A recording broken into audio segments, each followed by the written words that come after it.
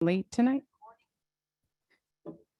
Great. We're going to begin with calling our meeting to order and our pledge of allegiance. I don't know where the, oh, there it is. Thank you. Please join me.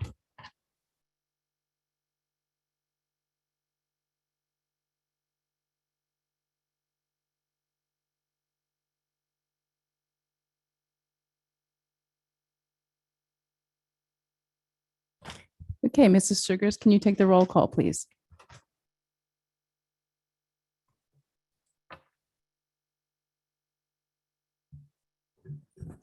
Mrs. Stratton, Here. Mrs. Fleischer, Here. Mrs. Gallagher, Here.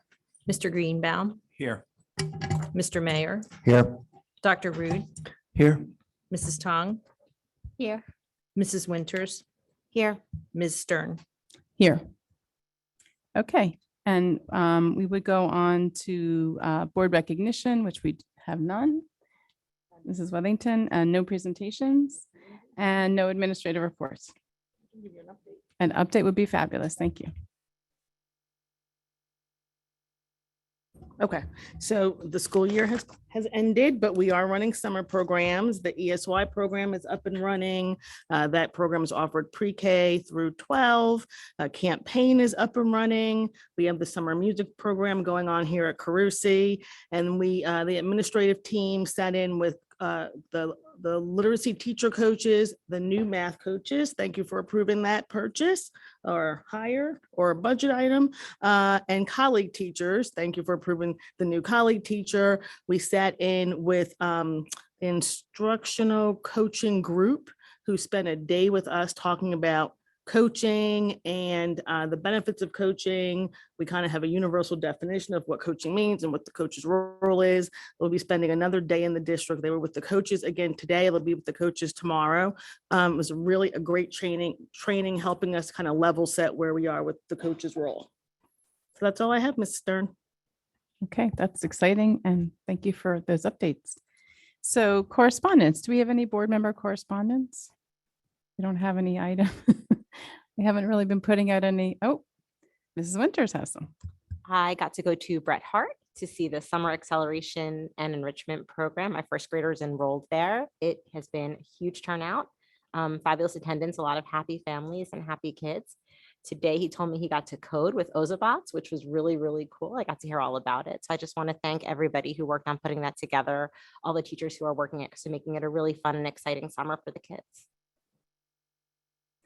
Thank you. Other correspondence from board members?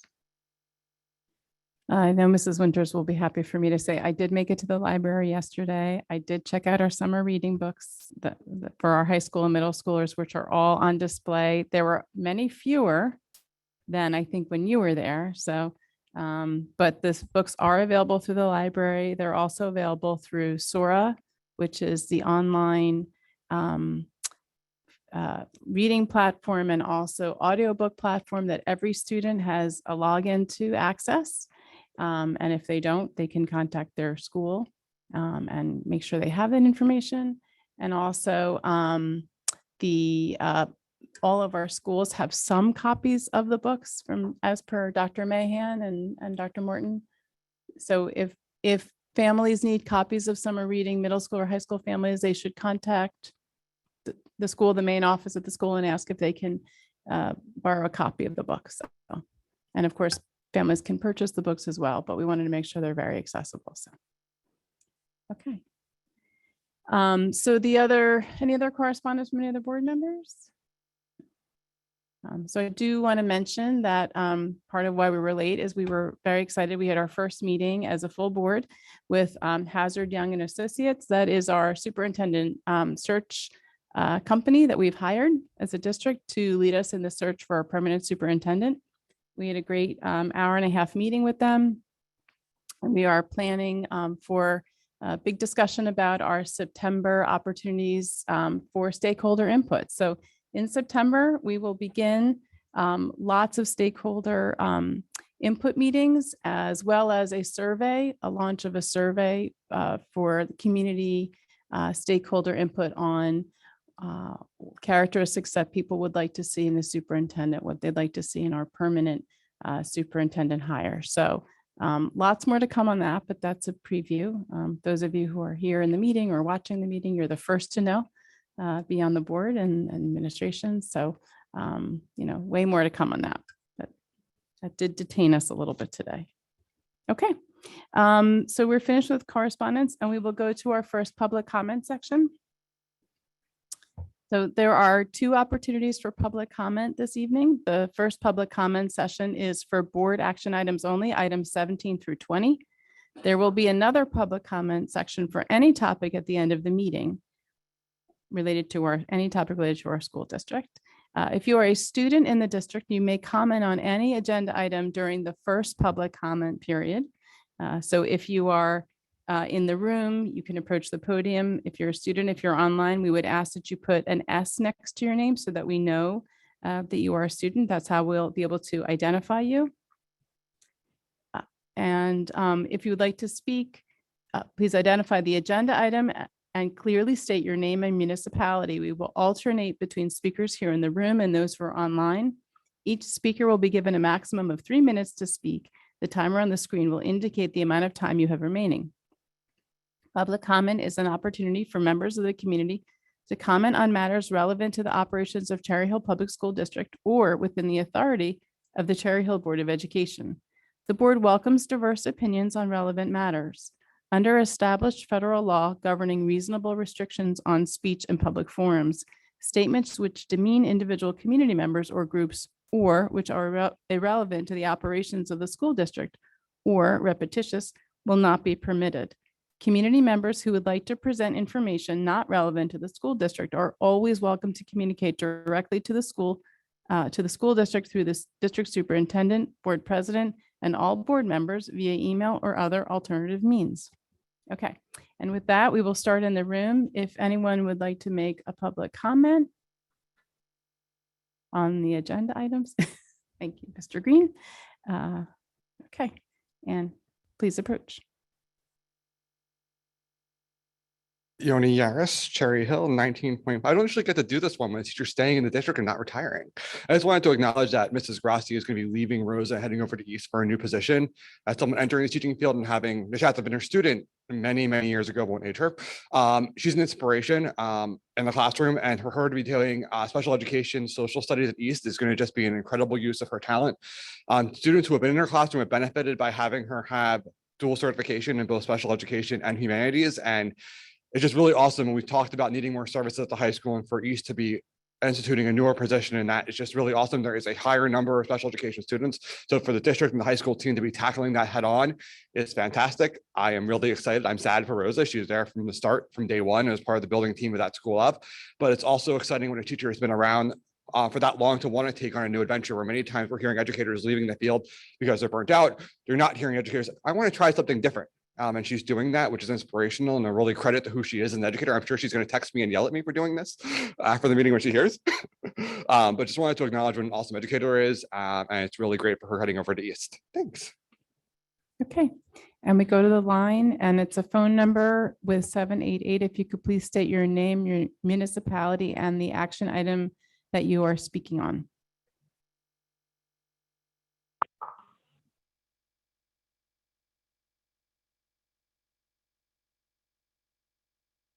It looks like you are unmuted. You can go ahead.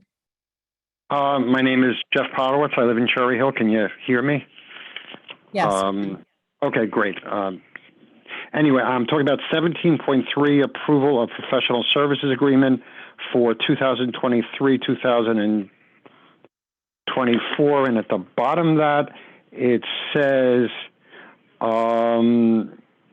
that this was redone for additional services.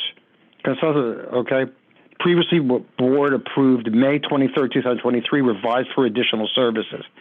And that may be true that some additional services were added, especially for CAPD and an educational audiologist who is now doing observations, teacher staff, SLP training, end of year, report writing, and a number of other things.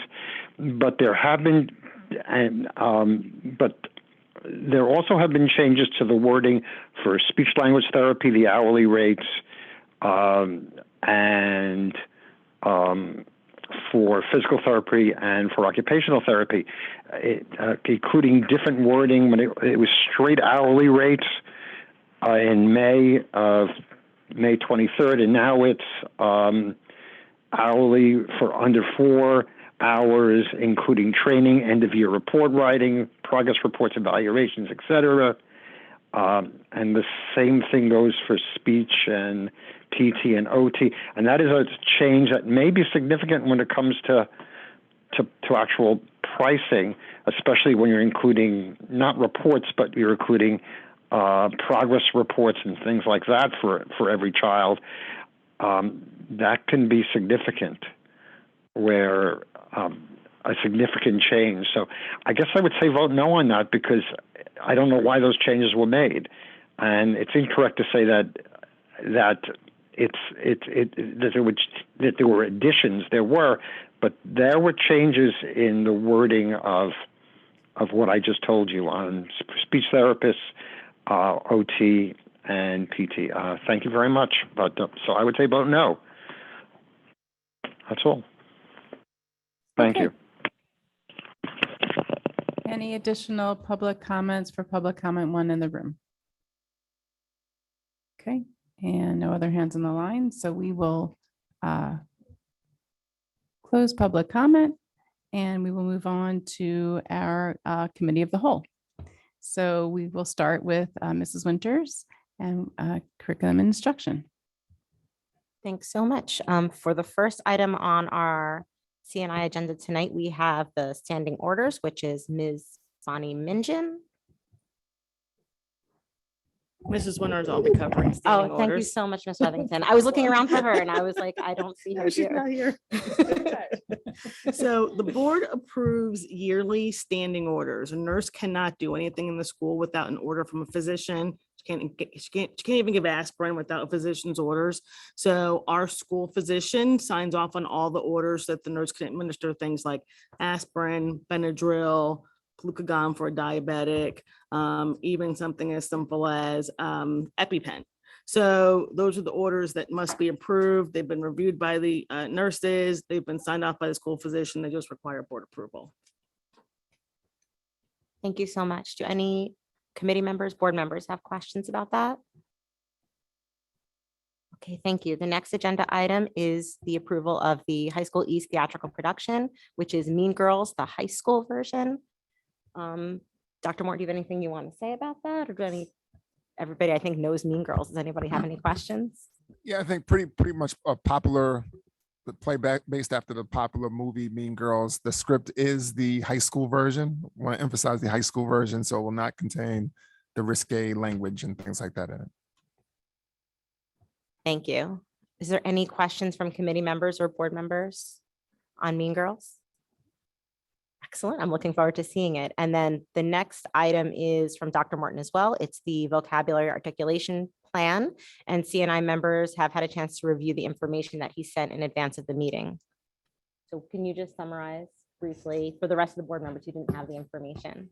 Yeah, so essentially what the curriculum committee is looking to do is to identify a root word study that's based upon words in context to the text and novels and books that are being read 6 through 12. Just makes sense for kids as they go through the material to enhance the comprehension level if they understand what those words are in context, rather than using like a stock vocabulary based program that may not be linked to the material that's being covered. Thank you. Do any committee members, board members have questions on that? I actually read through, sorry, I am really just to apologize. I'm trying to speak into the mic and not have my back to you. I'm really sorry about that. Pull this mic. I read through the material you sent, and I really think that it's important to make vocabulary relevant to kids as they're using it, because memorizing vocabulary lists, I feel like, is actually, students don't gain as much from them as you would hope, and it alienates them. But vocabulary development is so important in understanding texts. One of the articles that Dr. Morton sent had an example of a paragraph from a textbook, and there were several challenging words, some of which are words that are used in a lot of different circumstances, and some were specific to the subject area. But if you struggled with all of those words, there was really no way for you to cultivate meaning out of that paragraph. And if you're a student who struggles with that, you're going to get frustrated very easily trying to do the required reading for a course. So I think making the vocabulary integrated into the text that students are actually using is important, and will make it more relevant for them as they move on to harder and harder text. So thank you for that. I appreciate it. The next item is also Dr. Morton. It's the world language update, and I found this to be really exciting. So if you could summarize that for the board, that would be great. Yes, yes. So essentially, World Language Curriculum Committee. So what they're looking to do is they are in the process of updating their curriculum to align, to align with the United Nations sustainability goals and align with the AP thematic framework. What it is a 7-year sequence, and within each one of those 7 years, there's 4 units of study that's broken down. Global issues, all about me. There are different themes that cover across each one of the languages that are being taught across the board will have the same theme that they're focused on. The idea is to build articulation up as kids move from one level to the next, and also across the board, because ultimately we're looking to expand upon the numbers of kids who qualify for a seal of biliteracy. So in a nutshell, that's the work that's been started and that will be done over the next several months. Thank you. Do any committee members or board members have questions? No? I mean, I think from my perspective, having gone through the summary that you sent me, learning a language is so critical, I think, to learning now, where we're going in the future, having that understanding of another language, another culture, and another context. And I think revising our curriculum to make it more accessible to students in that way just makes sense to me. And so I really appreciate the work that the committee has done in that revision, because I think it's going to make the world language program even better for our students and more useful going forward, and move us towards that goal of having even more kids apply for and achieve the seal of biliteracy, which I think is huge for them upon graduation of high school. So thank you so much for that. I appreciate it. The last item on our agenda is an update Mrs. on. Winters, I'm Yes. sorry. Oh, I'm sorry. No, I'm late to raise my hand. So just have a question. Is that also addressing foreign language at the elementary level, or is it we're looking more at the middle and high level? So this is primarily secondary at this point, so 6 through 12. All right, thank you. Any other questions? So the last piece of our agenda tonight is an update on preschool expansion, and that will be Dr. Mahan. Just briefly, I wanted to share that today, members of the administrative team, which included representation from the building level, central office, special education and transportation departments, participated in the technical assistance training hosted by the New Jersey Department of Education. The session was mandatory for districts who intend to apply for the preschool expansion grant. The grant is due, submission uploaded into homeroom by August 11th. The board will need to vote on a resolution that must be included in the grant submission. So the item will appear on the August 8th meeting agenda. The application is extensive and will require coordination across multiple departments. Thank you. Are there any questions? Ms. Fleischer? I actually don't have a question, but I want to thank the administration, Dr. Mahan, and the CNI group for really putting in so much work and effort. Now it's time to go, right? So we really appreciate everyone. Thank you. Any other questions from board members? Ms. Gallagher?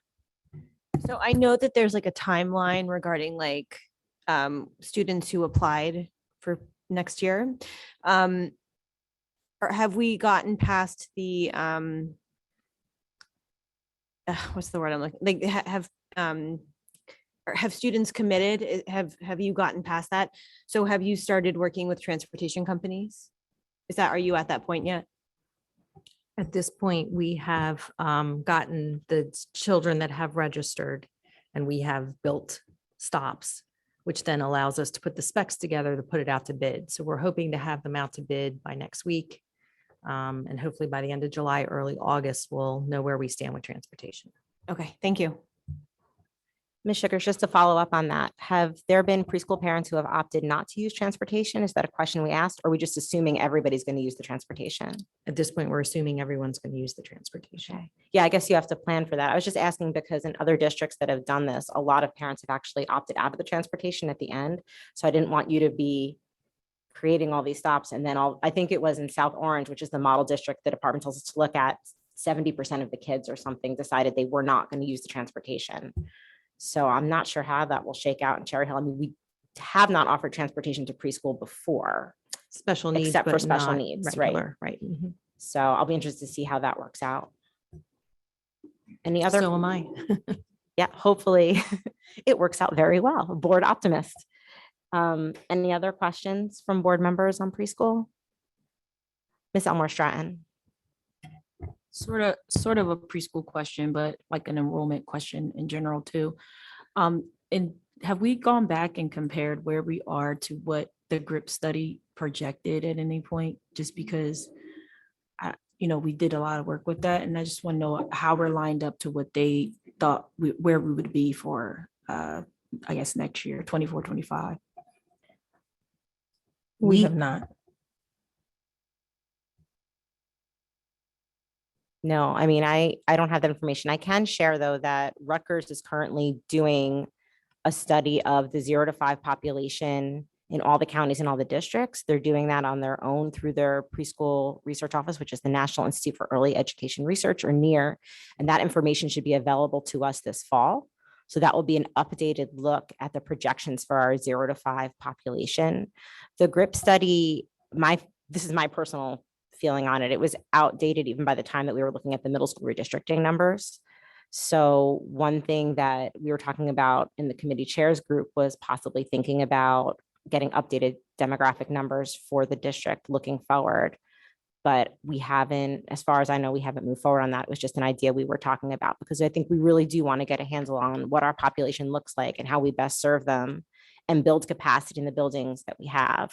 Because what I don't want to happen is that we end up having our choices constrained for what we can offer our students based on a lack of capacity. And my impression is I only see the population growth on the west side, especially, to continue. So I think we need to be prepared for that and have correct information that we were planning well for the future. And we're not surprised by things that happen. And then we have to scramble to make sure that everybody's getting what they need. Any other questions? Ms. Stern. And this probably is for Mrs. Sugars, perhaps. Regarding the transportation, I know some of the questions that have come up in the community are about if there are, let's say, older siblings who are not in the preschool program who are, I guess trying to figure out the transportation, will the buses be shared or will they be preschool specific buses? They'll be preschool specific because of the size of the children. They'll have car seats. Because if they're 40 pounds or under, they're going to have to be in a car seat. And the timing as well. Okay. And do we know at this point whether or not there's anticipated to be bus aids on the preschool buses? There will be aids on every bus. Okay, that's really helpful. Those are some of the questions that have come Well, up. we're anticipating there'll be aids on every bus if we can find them. Yeah, the hiring is a big challenge. Okay, thank you. Those are helpful questions that have come up. I have a question, actually. Just being out in the community and being, like I said, over at Bret Harte this week, there's a lot of families with younger children who have been asking about preschool. Do we know what the current wait list looks like? And if we're still adding to the wait list at this point? The wait list includes over, I believe, 150 students at this point. Once we submit the application for the preschool expansion grant, we will reopen so that individuals can put their name onto the wait list. Thank you so much. I met the unlucky person today who's number 149 on the wait list. I said, fingers crossed and stay tuned. I mean, it's a challenge. I think people are really excited about preschool expansion. I think it's going to be great for our community. So I'm really excited to hopefully get the state funds and begin to start expanding out, because I think there's a need for it. I think it's going to be good for our kids and good for our school district and good for our families. Ms. Fleischer.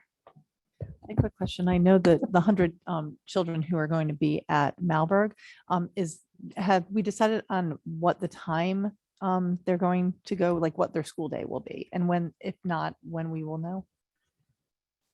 We anticipate that the school day for students will be 9:30 to 3:30 based on transportation. The teacher contractual day will continue to be 8:15 until 3:45. Thank you. Thank you so much. Any other preschool questions? If any board members are really bored this week, I do have the preschool expansion application. If anybody wants some light reading, it's thrilling. It's actually got a lot of good information in there. Anybody else? I'll raise my virtual hand. and You just want it, send Joel? I'll throw a copy over the fence. I have, just make sure it gets there, cleanly and doesn't get tied up in any of the bushes on our side. Anybody else? Okay, I'll email it around to anybody who wants it. It's got a lot of good information. It's got, the qualifications for the grant, the tiers of districts that are applying. It has the per pupil amounts that are done by county. It has some of the questions that people have been asking. We've been working with last year's information because that's what we had. And that was what the state guidance was, to prepare using last year's information. But now we have this year's information. So I know, people were curious about what the program would look like. I think we're in a really good position to apply. They have tiers of districts applying based on the percentage of kids who are free and reduced lunch. And we are in the second tier. So I think that puts us in a really good position. Any other questions? All right, thank you so much. That is the CNI agenda. Thank you, Mrs. Winters. And we will move on to Mr. Mayor, who will lead our business and facilities discussion. Thank you. And more appropriately, I'll be opening for Mrs. Sugars, who has a presentation for us. Anyone who has attempted to get from point A to point B in Cherry Hill over the last few months knows there's a lot of construction going on. Much of that, in fact, all of it that is a problem, is the result of our friendly neighbors at PSE&G. But it's not mine, is it? After so many months of talking about the bond projects, that they are finally starting. The summer is here. We have a lot of work going on. It's really happening. If you drive by many of the schools, you'll see that work has started. Materials laid out in front of many of the schools. Parking lots, Lewis in particular, right now being inaccessible, which is why we're all here. So thankfully, Mrs. Sugars has a presentation for us that will touch upon a lot of this, give us some information, and then we can talk a little bit more about what we are doing as a district to better communicate to the community and to stakeholders, so that, because at the end of the day, yeah, what we care about most is that the projects are done, the projects are done correctly, but that we are also being good neighbors to the community. And that involves principally a lot of communication. So Mrs. Sugars, I will turn it over to you for the presentation, and then we'll be happy to engage in some back and forth after that. Thank you, Mr. Mayor. So I thought it would be nice to show some pictures, although I will say that I took these pictures last week, and already many of the landscapes have changed in the buildings. And as I've been out, even at our own building, Lewis, the pictures I took last week and what's going on right now are two different things. So we're going to talk about our bond referendum funded projects first. And our biggest projects at this point are our roofing projects. We actually had a kickoff meeting with all of the supervisors of the various roofing companies that we're working with. We hosted it in our warehouse out at Marlcrest with an agenda, talking about safety items, talking about communication, and just tried to really set the tone of how important it is to the district that these projects go well, that these are the first projects that we are doing, spending the bond referendum money, and that it was critical to us to put our best foot forward and to make sure that we are doing all the things that we need to do and being good neighbors and all of those good things. So we had a joint meeting with all of our supervisors so that we could discuss some of those items and start off on the right foot. So we have 3 roofing contracts that we're working with right now. We bid the roofs in 3 separate packages. The first one is at East, High School East, Cooper, Sharp, and Knight. High School East is replacing roofing in several sections on the building, and you can see some pictures here of some of that happening. Cooper, Sharp, and Knight are smaller projects where we're actually putting coatings on the roofs to extend their warranties. And the last picture here I share so that you can see just how much material is being loaded into these schools for the amount of roofing that we're doing and the type of scaffolding that we're using, because these are some pretty big projects at some of our schools. So that is our first package that we have that we're working with that contractor. Our second package is High School West, Barton, Kilmer, and Kingston. West has several areas on the building, and again, you can see them preparing to do their work and the amount of materials that is needed to do that building. And then Barton and Kingston have sections of their building that are being replaced, and Kilmer has several sections that's being replaced as well. So we see West here, them preparing to do their work there. This is Barton, where they're doing work as well. And then we also have Kingston, where you can see there was a very large crane there the day that I was there that was loading materials onto the roof of Kingston as they were working on that project as well. And then our third project is with Robert Ganter Contractors. These 2 buildings, which are Beck and Woodcrest, are our most invasive projects. They are total roof replacements on both of those buildings. And you can see, if you have driven past Beck, you can see not only all of the scaffolding that's out front, but the amount of materials that are out front. And also at Woodcrest as well, you can see that there's quite a bit of activity that's going on there as well. So that's the third package of roofing that we're doing.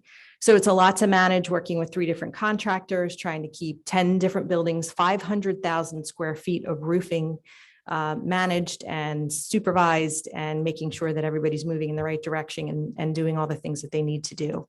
And so time is of the essence. We need to get these projects done, obviously, before school starts again.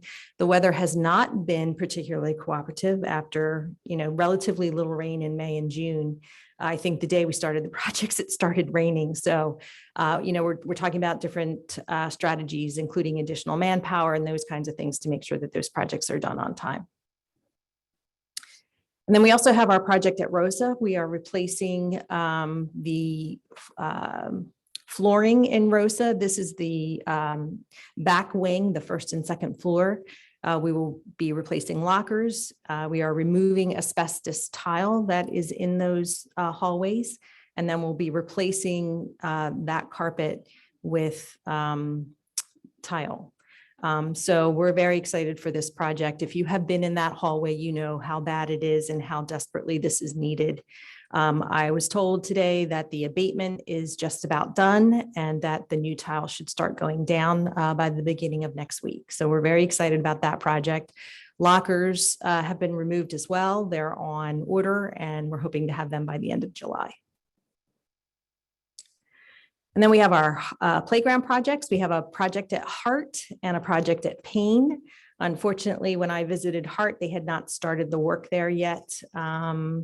But I know that they'll be starting that soon. We ordered the equipment separately from the contractor that is removing and installing the equipment. And that equipment is expected at the end of July.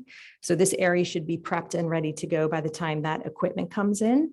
So that's Hart. And then at Payne, you can see that they have started the project there. They have the fencing up. They have removed, for those of us that were at the groundbreaking, the area that we were in, as you can see, has been torn up. Also, the middle picture there, you can see the railings. This project at Payne does not just include the playground, it also includes some site work items as well. We started some of that site work with a separate project last summer, and then we're going to finish up some of that site work with this project this year. So that's Payne. And then as we talk about what we're working on and as we move forward, we do have some HVAC replacement that's happening at High School West for equipment that has been out of commission for some time. We're actually using some of our federal funding to pay for that, federal and state funding to pay for that project. That project is underway and will be completed in the fall. We just awarded the contract at the last board meeting for the stadium improvements at High School East to DeAndre Construction. We have a pre-construction meeting set up for this week. And we are coming down the home stretch with our all-purpose room additions. Kingston, Barton, Sharp, Knight, Johnson, and Mann will all have all-purpose room additions. We are finalizing the specifications for that. And we hope to have those bids out shortly. Those projects will take about 18 months to complete. And that work will start at the end of the summer. And then we continue to have in-depth conversations about Carusi. Temporary classroom units. The Carusi is a major project. It's probably the biggest part of the bond referendum. And so we have been talking about how do you do the asbestos removal during the summer when the building is not occupied, and then sort of recreate the building through the course of the school year with students and staff here, and what does that look like and how do we phase that? So as we refine those conversations, we've actually found ourselves in a position where we think we may need fewer temporary classroom units. So that's good news as we continue those conversations. But that project is going to be a huge project, and it's going to take a lot of planning to make sure that that project goes off without a hitch. So let's talk about some projects that we're doing through our capital reserve account. We continued our commitment to improving our playgrounds. We started with the Malberg playground at our early childhood center. As you can see, the work has begun there. And this first picture I added, you can see the gentleman standing around a pipe, an unexpected pipe. As they were doing the work there, they came across something that was not on the plans. And so just an indication of, as we're working with these older buildings, sometimes things appear that we weren't aware of, or have to strategize how to address. So this project will have some site work, some additional ramping for ADA compliance included, and a brand new playground for our early childhood center, which we're very excited about. We also have site work going on at our building, our administration building, the Lewis building, which is why we are here tonight. As you can see here, it's pretty torn up. In addition, we were lucky enough to have PSE&G working on the road, Ronaldo Terrace as well. So parking and getting to our building has been challenging. We do have an alternate entrance set up for people that need to come in to register students or new employees that need to come in. And you can see here, this project will probably go close to the start of school, but I think it'll be really nice when it's done, and we'll actually have some additional parking in our main parking lot. So we're looking forward to that. We also have site work that will be done at Stockton. It's another parking area that is in really bad shape. That's why we chose the two buildings that we did. So they're just starting the project there. It's the same contractor doing both projects. And so we're looking forward to that getting completed as well. We don't have any programs in that building this year, so that's good because there'll be utility shutoffs and things of that nature. But we are moving forward with that project. And then I understood that there was some concern on the original plans that were put out during the bond referendum. There was a sort of a retention pond on those original plans that literally looked like a swimming pool and looked very large, much larger than it really is. And so there was some concern in the community about what that was going to look like and would that attract creatures and bugs and all those kinds of things. Would it be a safety concern? And so we asked Environmental Resolutions to put together kind of a schematic. It's actually a bioretention area of kind of what that will look like in front of Stockton. And we shared that last week in one of our postcards, so that maybe put some concerns at ease about what that was going to look like in front of Stockton. So this is the bioretention area. And, certainly not a swimming pool in front of Stockton. And so we've also talked about what our bond communication plan is as we move forward. Mrs. Wilson and I work together on this. So we have our Cherry Hill Tomorrow webpage that we're keeping updated.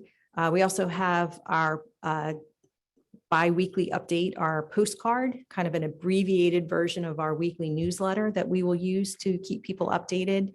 Social media, we'll post some things on that. And then when we get back closer to the start of our school year, we will resume with our weekly newsletter. We also reached out to the township, and they will help us with their updates. And then media coverage, I'm sure that we'll have additional ribbon cuttings and things of that nature as our projects progress.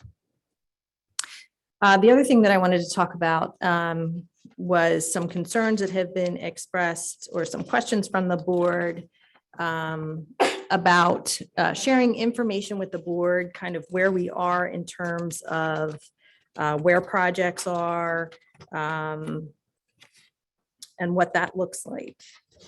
And so I think that this will probably be something that we will discuss further at our next BNF committee meeting. I'm sorry. Okay. As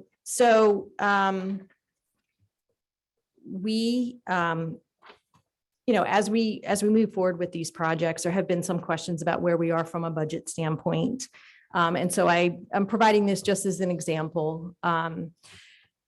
When we bid these projects as groups, so when we did East and Cooper and Knight and Sharp together, we have to go back and kind of take those pieces apart so that we can take a look at what part of Knight do we include, what part of Cooper do we include. We also have to incorporate some other pieces into those, such as we're doing some HVAC work as part of these projects. We're doing some masonry work as part of these projects. So all of those things have to be considered when we're comparing what our budget was versus what our construction costs come in. And so if you take a look at this, it's pretty broken down pretty nicely. Garrison has been assisting us with this to try to keep track of what that breakdown looks like, where our spending is, what pools we're pulling from when we compare what our bids came in at to what our original project applications were that we made to the state. Where it becomes difficult, and this is where we have to decide how we want to handle this moving forward, is as part of, it's not just construction costs, right? So there's design costs, there's construction management costs, there's attorney costs, there are other costs that come into play that aren't part of this picture. They're part of the project applications, but this is strictly the picture of what the construction costs look like. So the question, as I've been thinking about how to share information with the board, how to keep the board informed about where we stand financially, is how do I allocate those soft costs to the various projects, and what makes sense that doesn't overwhelm the board and doesn't overwhelm the business office, because we could get pretty specific about what that looks like and how we track that information. So we are thinking about it. We are working on it to provide the board, with a comfort level as bids are approved and projects move forward. What does that look like? How do we allocate those additional costs will be the next piece that we will add on to this initial construction breakdown that we have here.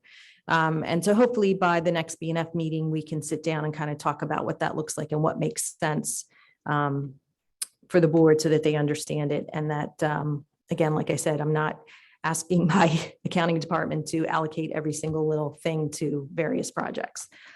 So we are working on that, and we'll be providing that information as we move forward.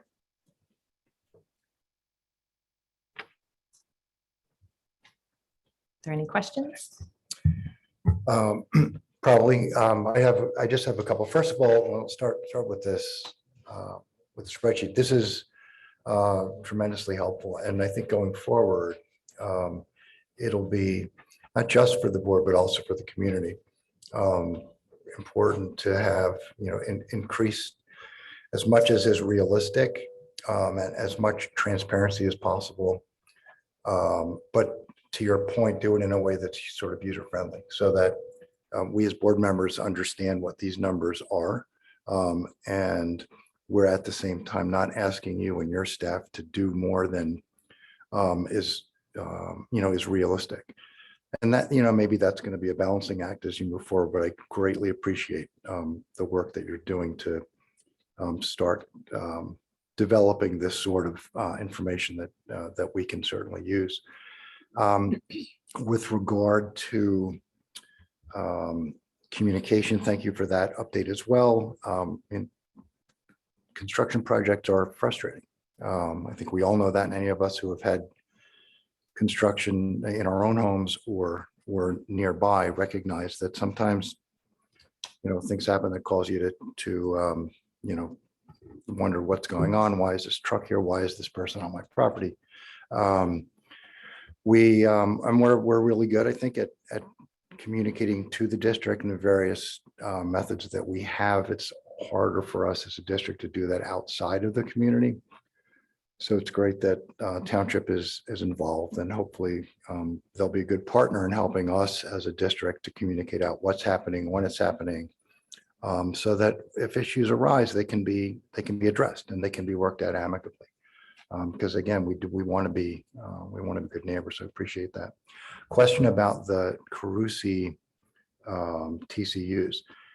It sounds like some of the as you're looking more carefully at that project, if there's opportunities to reduce potentially the number of temporary classroom units, does that change also I assume that means hopefully some cost savings to the district, because we would not need to lease or purchase if we end up purchasing those units. Hopefully that also means the availability of various units might be more favorable to us as well. Yes, I think the balance is less units, but are, not expanding the timeline so that we're using them longer. Wonderful. Okay. I will certainly open up the discussion to other board members for questions. Kim will get to you in a second. When we speak about moving forward and how you're going to develop a spreadsheet in order for board members to better understand, what these numbers are, what the projects are, what's included moving forward. Mr. Greenbaum has agreed to move over to BNF. So when we have our next regular committee meetings, he'll be chairing. I'm moving over to strategic planning to chair that. So I appreciate that. This is a great start, and I know that he and BNF members will look forward to moving that forward. So Mrs. Gallagher, questions? I just want to say thank you. I understand that I can be nitpicky, but this is, as this is a massive undertaking. And as stewards of our taxpayer money, the last thing we as a board should do is vote on things that we don't necessarily understand. Because if, every bid we're voting on is over in some way, then projects will be left behind, right? And we've promised the community a certain level of projects. And the last thing I want is for those ones that are at the end of the line to kind of be forgotten due to price increases and whatever. So I appreciate this, and that's all I wanted to say. So thank you. And I think, I think it's good for us to have better understanding, transparency, and then we can communicate that more to the community. And I think it was just after last week's vote, and even prior to just kind of hearing the conversations, this is a massive undertaking. And so organization is always appreciated, I think, for everybody, right? So, so this is really helpful, and I appreciate it. Thank you. Mr. Greenbaum. Thank you. I also want to say thank you for this. This is perfect. This week, Mr. Mayor and I started meeting to discuss transitioning. I'll move it a little closer. This week, Mr. Mayor and I started meeting to discuss transitioning over to BNF. And this was a big part of my wish list of, does this exist? Is it in the works? I think our discussion coming up later this month just got a little bit shorter, but thank you very much. This is exactly what I was looking for, and I'm glad it's already here. Any other, Mrs. Stern?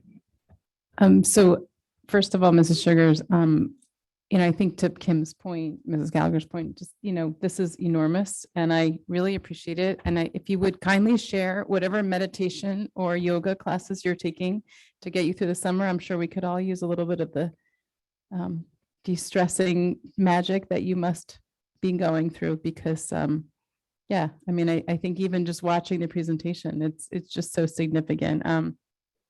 We're here for the students and so are you. And I can tell you, I had a teenager talking about, bugs in the ceiling in the high school. And I said, well, that's going to be fixed because the roofs are being done this summer. So, so you have to understand, when things are old and there are leaks and what happens as a result, and what you see the manifestation in your school building is something that's, this is, it's exactly why we're doing the roofs. It's exactly why there's traffic and construction and all that going on, which is annoying and frustrating and is only the beginning. I was on vacation and I'm getting messages about the retention pond and what's going on with that. And, I do want to put a plug out there for the quick question link on the district's website. It's a great way to get any question answered. Mrs. Wilson receives those, and that is on the community tab on the district. If I don't have it memorized properly, I'm going to double check myself right now. Under community, there's a quick question link. So you can always ask any question you have. Any community member can that way. They don't have to, there's no secret way. That's a great way to get information. But, this is very comprehensive. And I know Mrs. Gallagher, you bring up a really good point. We've talked about these things. We talked about this overage that's, which is pretty minimal, but we've talked about that in business and facilities, but it's so much to track. It's so much information. When we talked about passing the bond and we wanted to understand how we were going to communicate it once the bond passed, how is this, how is the board going to be involved? And, the decision was that we, business and facilities or the, the leadership would be in the monthly meetings, and we've done that. And we, Mr. Mayor's done a great job of bringing that information back to BNF, and that's now going to be Mr. Greenbaum. But going forward, it's hard and it's a lot to download, truthfully, and again, just this is, exactly the level of information and transparency I think is really helpful. We've talked about in our leadership meetings about kind of a heat map when there are, issues bubbling up and how do we track them and how do we address them? And, I would just add to the conversation. I think, Mrs. Sugars, if there are things on the heat map that you kind of are on your radar, on your heat map, and just communicating that, with Mr. Greenbaum. And I think that's also maybe something helpful. And Mrs. Gallagher, I know you talked about kind of a dedicated folder in our board shared files, and it's now there. I don't know if you maybe saw it today. So thank you very much for adding that in. I think everything we asked or was asked of you since the last meeting you've done, and you've done, beyond. So I really just want to, acknowledge the level of work and thank you for doing all that. Very exciting and stressful, but exciting to see all that's happening. So, all right, Mr. Mayor, that's it. Any more questions? Any other board members? Seeing none. All right, and that's it for BNF. Okay, and now we move on to Mrs. Elmore Stratton for Human Resources. Thank you. And that is the report. Good night. Have an HR, I think the only thing our committee would like to say is 1st, we officially have Ms. Lieber as our new HR director. So we're really excited. This is her first meeting sitting in that capacity. So that's amazing. And then recruitment. We have, if you haven't looked at our website, there's quite a few positions for some amazing folks. So if you can share, tell, I don't know, send a carrier pigeon to some teachers, like, please, we really need, we have openings in all different areas and it's definitely needed.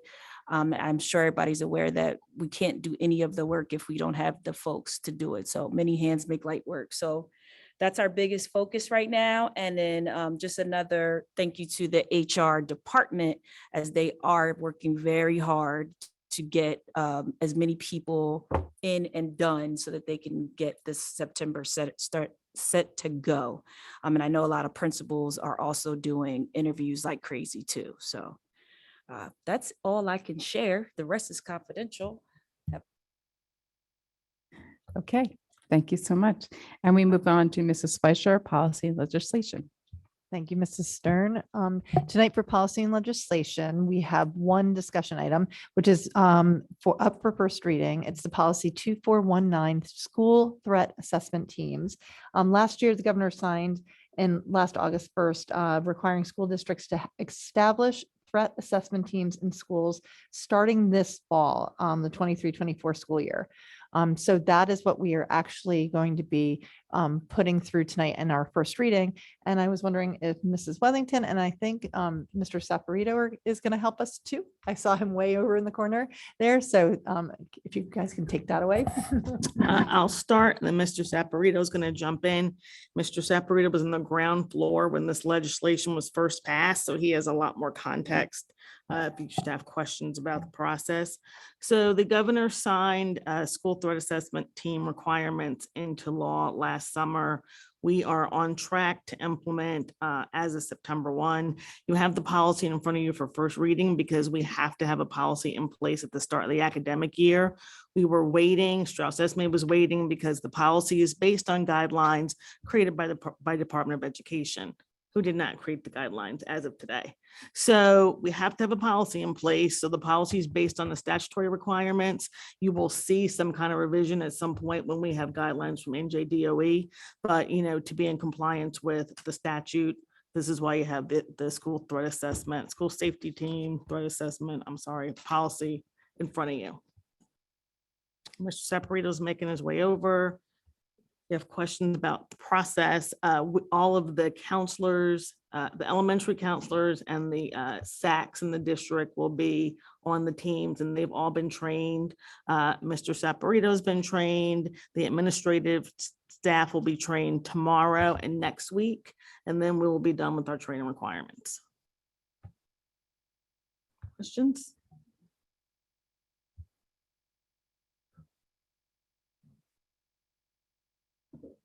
Good evening, everyone. Thank you for your time tonight. As Ms. Wethington said, the governor some time ago signed the bill about behavioral threat assessment and monitoring in the schools to be implemented by September of this school year. That's a little pie in the sky. It's probably not going to happen in September for a couple of reasons. The process that the DOE Office of School Emergency Preparedness and Planning, the supervisor there is toying around with the 8-step process that we are using, which is the Secret Service National Threat Assessment Center model. I don't know if you can get any better than that. In fact, I know you can't get any better than that because they use that to gauge threats against elected officials and of course the President of the United States. So they are right now doing a little arm wrestling between the director of that office and the supervisor of that office to try to get the wording for the actual, as Ms. Wethington said, the guidance of exactly how we are going to tackle it as a state. So hopefully that'll be squared away soon. And we are well ahead of the curve. In fact, Monday, myself and Mr. Sugars went to training at Burlington Township High School. It was a separate thing, but it involved everything's involving threat assessment at this point. And last Thursday, I went to Aston, Pennsylvania to a Secret Service sponsored event. And a large block of that was about this, going over their 8-step process and how it works and how they have had success with it. It was developed after Columbine to try to stop that from happening again. And they had some very pathetic, this is my high-tech note-taking from my class. A couple of things that stood out. I heard last Thursday a parent from Parkland speak, and me and Ms. Sugars heard a parent from Sandy Hook speak on Monday.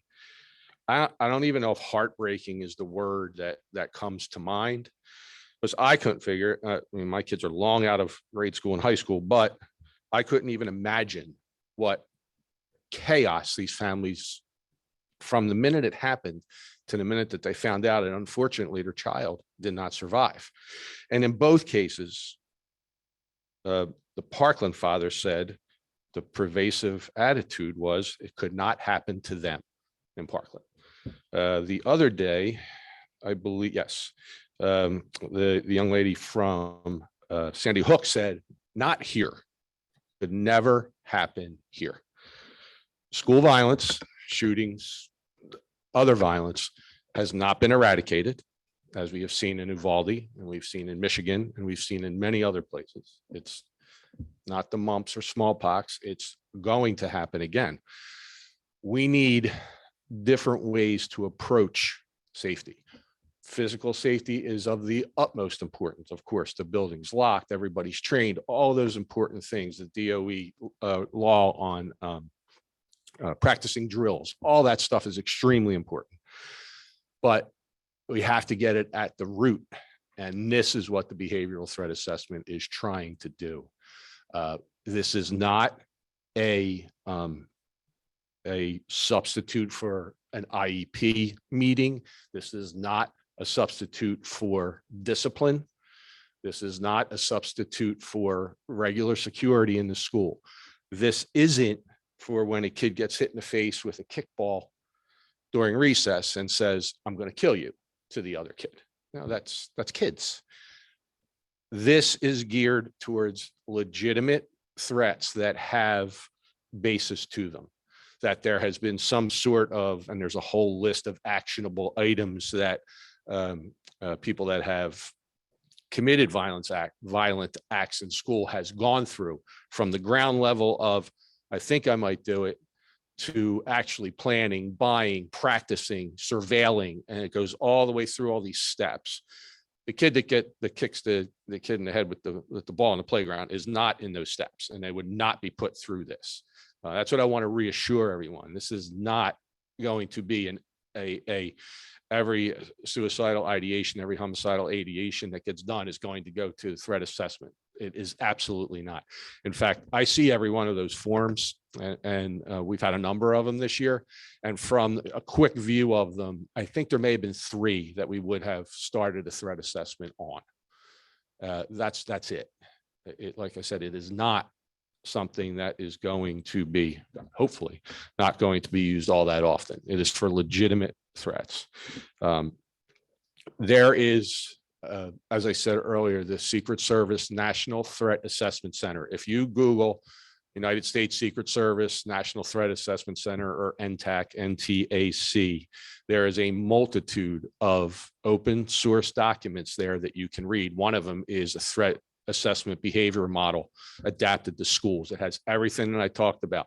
None of this is secret. It's all open source. It's all available to the public. It's all available to you.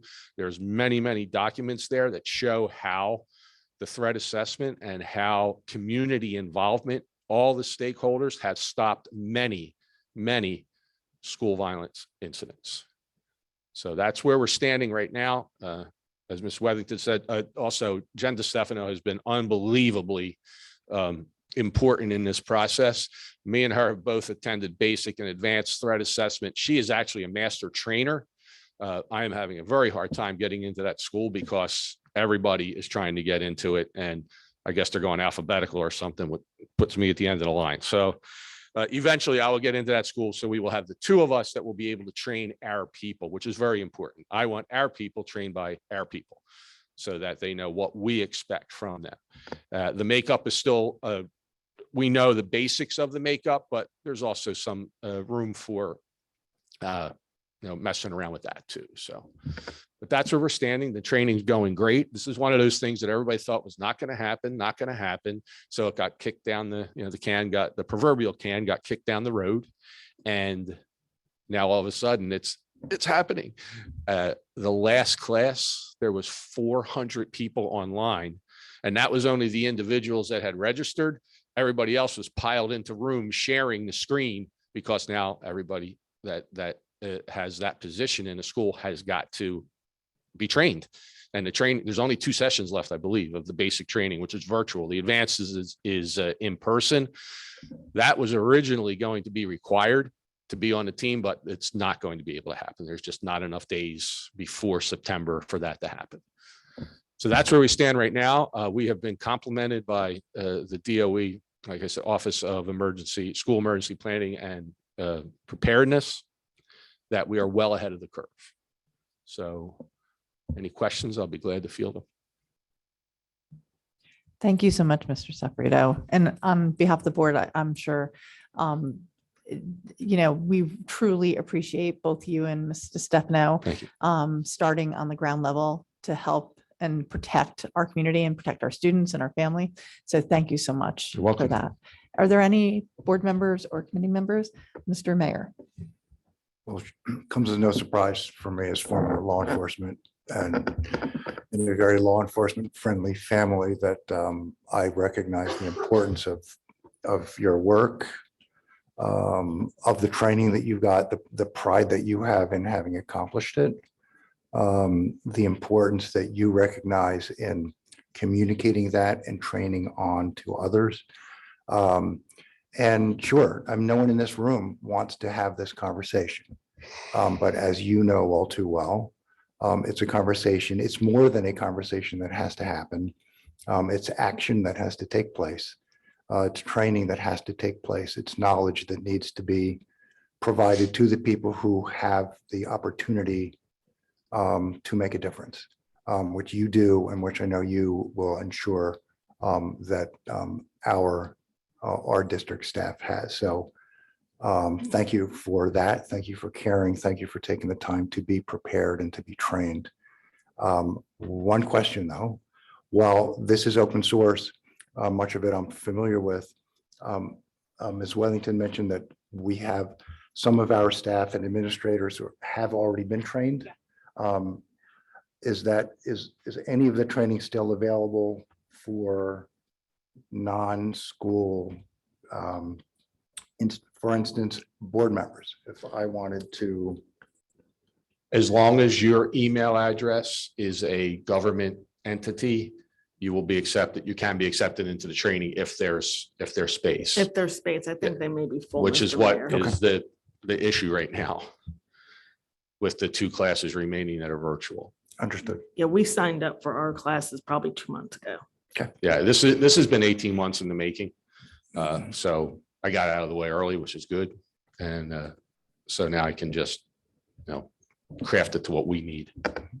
Okay. But again, thank you so much on behalf of all of us here and the students who don't always know how much work you and the rest of your team does to keep them safe. We know what you do and greatly appreciate it. Thank you, Mr. Mayor. I appreciate it. Thank you, Mr. Mayor. Any further questions from the board? Dr. Root? I just wanted to say briefly, thank you for addressing the fact that this is about threat assessment and looking into real threats based on identifiable characteristics of those threats. And I see within the policy a lot of language making sure that we're not just not everything should be a threat at this level, and that we don't want, kids are kids and sometimes they make stupid decisions. Absolutely.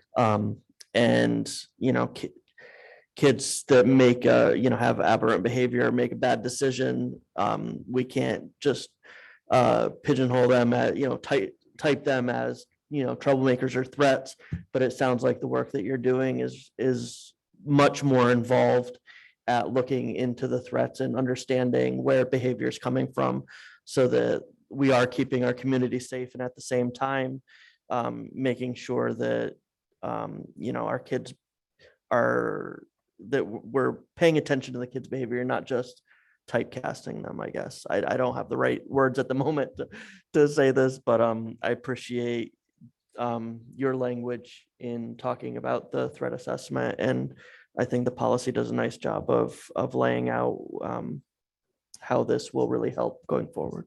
Thank you. If you look at that document, Dr. Rude, the threat assessment document on the Secret Service website, the NTAC website, I think it's the 5th or 6th step that is broken down into like 20 different categories that addresses what you're talking about, that it is not the everyday things that happen in school with kids. It is something that is concerning behavior and concerning actions that will be looked at. Great, thanks, Dr. Reed. And also, Mr. Separato, you brought up another point. You keep bringing up the NTAC website. And I think what we could do is just get the link and send it out to all the board members. So we'll all get it on our email, send it to Mrs. Stern, and then everyone can have that. Okay. Mrs. Elmer Stratton, I think you had a question. Thank you. Mr. Sabarito, do you know when will we be putting these teams in place? Like, Jen put out his timeline.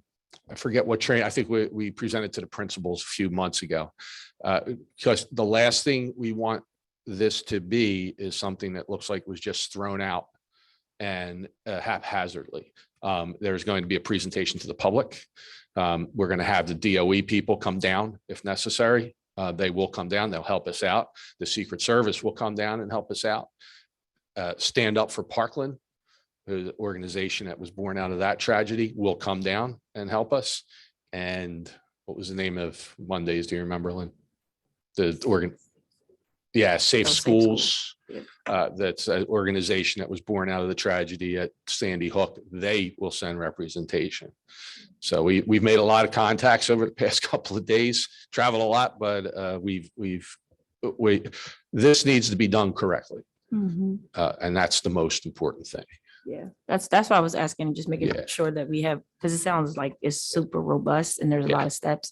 Then the only other thought I had was, even though this doesn't pertain to day-to-day climate and culture in the building, this is a whole different level of threat, I guess, quote unquote. Should this information, or I don't know how to say, like, because of the conversation we had earlier with LMC, should that be coordinated, or could that be worked into that conversation too, or no? So what Mrs. Elmer Stratton's talking about, we now have a labor management committee, but it includes the administration, the teachers, and everyone collaborating together. I think that's already happening. Am I right? Because the teachers are a part of this training, correct? Yes, So- and some of the staff on the collaborative are aware. We could certainly have Mr. Saparito do a presentation to the collaborative also. Okay, that sounds like a great idea. It's just one of the many, presentations that you'll have to do. But it's really about the board, the administration, and teachers working together collaboratively on other projects, specific projects, but also working on specific issues. And school climate and school culture is something that we're looking at. And the threat assessment can honestly be put into that. So we'll And school appreciate climate anyone. is in one of those steps. Okay, Yeah, great. I just feel like it's an overlap there. So, but and so thank you so much for this work. The other thought is, this seems like HIB, where it's state mandated, state regulations, but then the state, don't write this down, the state forgets that how schools operate. like the state doesn't get how schools work sometimes, and how everything can't happen the way that they whatever. So I would really hope that we're learning from the HIB lesson of, do we do like a quick one pager for parents right off the bat once this gets put out there of, this defines threat, this defines HIB, this defines code of conduct. So people, it's still going to get mistaken for everything, but I just feel like people need to know right off the top, this is not a Cherry Hill deciding to do something. it is a Cherry Hill decided to do it years ago and has already been working on it and already has team members in place that are ahead of the curve. However, this is something that's, government mandated, I guess, if that makes sense. I think that's a great idea. I think what you're talking about is making sure people know the differences between all of them. Like you said, it's not someone getting hit with a kickball or a fight. There's a firm difference between this and having that be known within the community. Yeah, absolutely. Because I think, my kid would say everything is a possible threat to the world, but he's 9, you know what I mean? And then my 18-year-old will be like, never again, nothing's a threat. So I don't know. I just feel like there's going to be so much of that overlap again. And then I just wanted to be clear how we intend to follow it, how we're going to address it, and what makes it different from each of the 3. So I'm glad that there's several levels of this implementation that have to take place. Thank you, Mrs. Elmer Stratton. Mrs. Stern? So Mrs. Elmer Stratton, exactly your mind and my mind in same place. HIB, look at how the rollout has been very challenging for our students, for our staff, for the families. Look at how it's kind of morphed into all kinds of challenges and real application, real implementation. So, I'm thinking about multiple things. First of all, we have this is a policy, it's first reading. There's a lot of pieces it's very general, right? Like Mr. Sabrito, you talked about like the S12 policy, which I sat on that committee last year. And, Mrs. DeStefano said, once we have the threat assessment teams, that's going to take care of some of this. Like, I think that, I don't know, where you guys are at with defining that, but I think there needs to be along these lines where you're talking about like a decision tree that needs to be delineating, for like steps, because I'm looking at this policy and thinking, oh, the S12 policy is going to come up. And then you bring up an example of, a threat from the S12 policy that's covered under that. And you're saying it wouldn't rise to that. But like we even had, we worked on revising the S12 policy because of how many things arose under that. So I guess it would be a regulation that would then be more the specifics, right? From a district level that would then. Well, once we get guidelines from Department of Ed, we may have more specifics. Since we don't have the guidelines yet, it's very general because we don't know, we can't anticipate what they're going to include. So that's helpful. I mean, and I think just having a clear delineation of, again, maybe I just always think decision tree because I just think it's consistent. Everyone can follow it. If then, if this, then this, because I don't want those kids who are under S12 who are making, kind of as Mr. Cohn from Woodcrest calls it, like transient threats, versus like a serious, significant, concerning threat. Absolutely. And you know? that's what it's there to vet out. And I guess the other thing too is like what's eventually, just to put in the thought process, like what's going to be in place as like a process improvement, right? Because we know as soon as this gets implemented, we're going to start learning, what works and what doesn't work. And I think having that in place for what's the funnel for gathering that information and then improving it. So we're not ending up in some of the, really difficult places that we sometimes end up in when we're talking about HIBs and bullying, and code of conduct. So yeah, I mean, I think it's like a lot of food for thought, but that's something you're not necessarily in on those conversations when we have them, but that's what happens all the time. I mean, we have those kind of this heart-wrenching figuring out of, how we're trying to implement a mandated, a state mandate, so to speak. So I think to add to that, Mrs. Stern, I think also it's, because we're not to get into the weeds. We're just supposed to give them the weed cutter or whatever, right? That's probably not what that's called. So, but like, we would want to know updates in terms of like, is there resources that you need that go along with this and the timetable and the implementation and the all of that? Because then that leads into goals and budget implications, right? So that's what I would want to know for board purposes. The last part of the Secret Service model is resources for the person. for whoever is happens to be in that process, to get them the help they need. And that's the bottom line, is that we want to stop the threat, but also we want to get the help.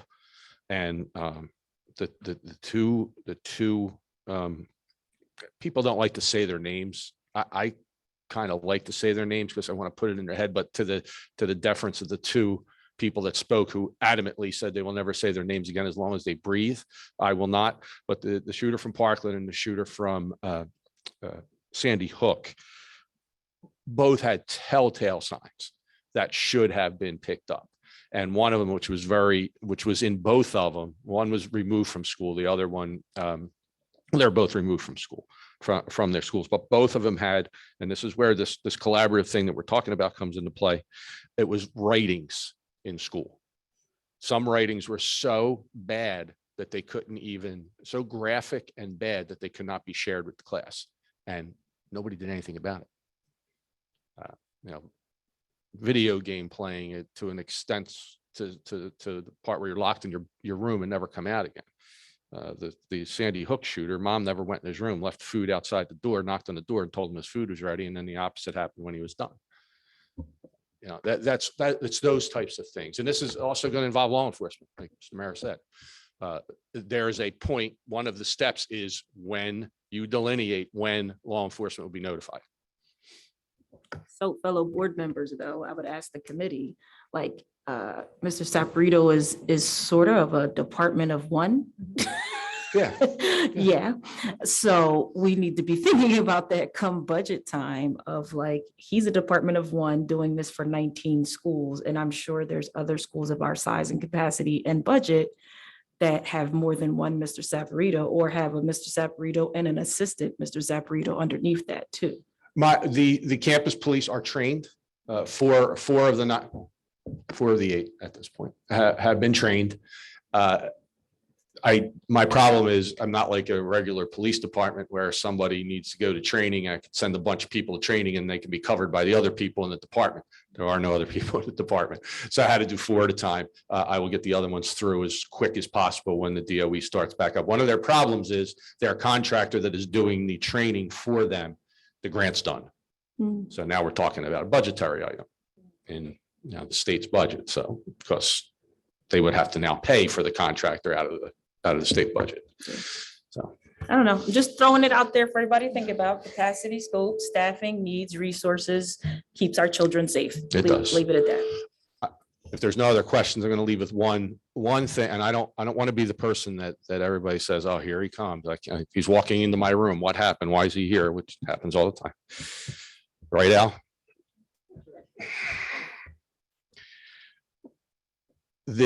A profound statement was made on Thursday by the father of the father of the girl that was killed at Parkland. She's 14 years old.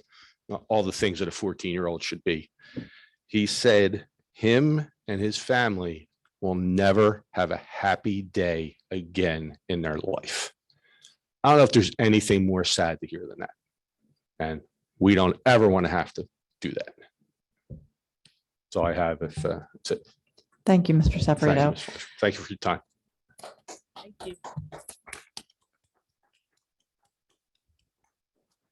We truly appreciate, like I said, your commitment to all of our students, as well as all the administration and the staff that's going to be behind this. So what we're doing tonight with this first reading, like Mrs. Wethington had said, is this is a very basic, because the Department of Education has not given us all of the guidelines that goes with this, but it needs to go through this first reading. We have things we want to add, we have things we want to do, but initially we need to get this through to give them the ability to do these things.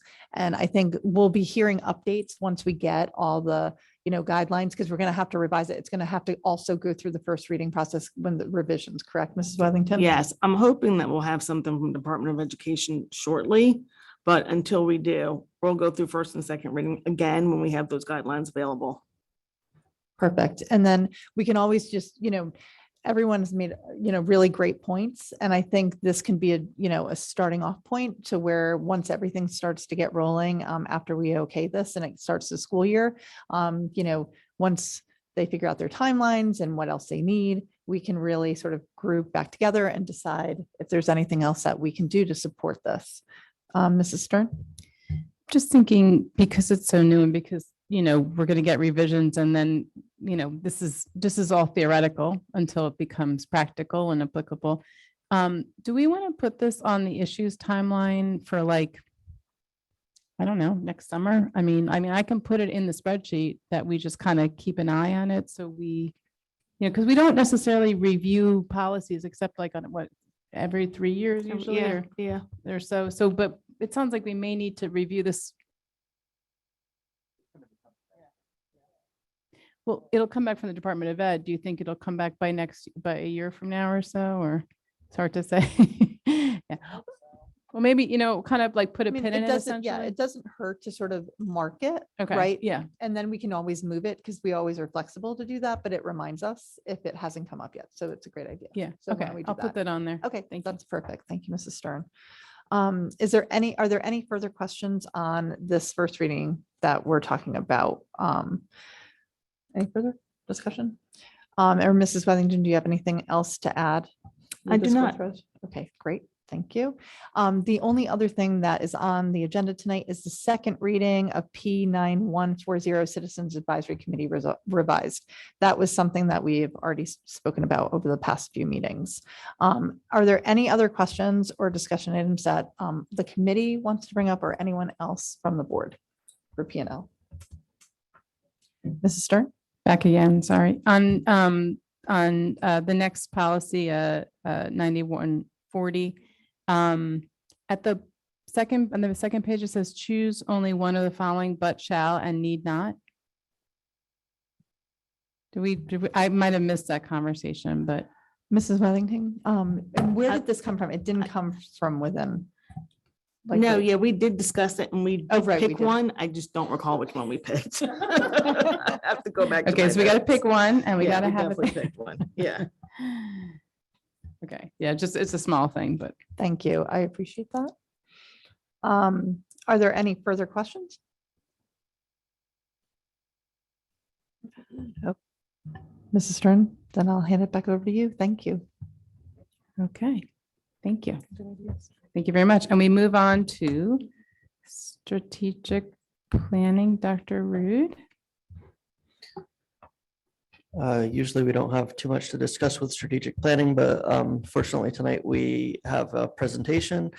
So last year during the goals process, we added into the goals a sustainability initiative. And within this sustainability initiative, there were really two goals that we wanted to meet for the 22-23 school year. One of those was to set up a sustainability committee, and the second part of that was to come up with a mission statement.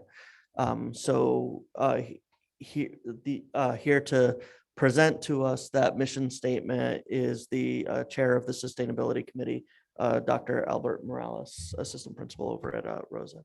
So thank you for joining us, and we look forward to hearing what you have to say. Hi, thank you, Dr. Rude. I'll hand out these handouts.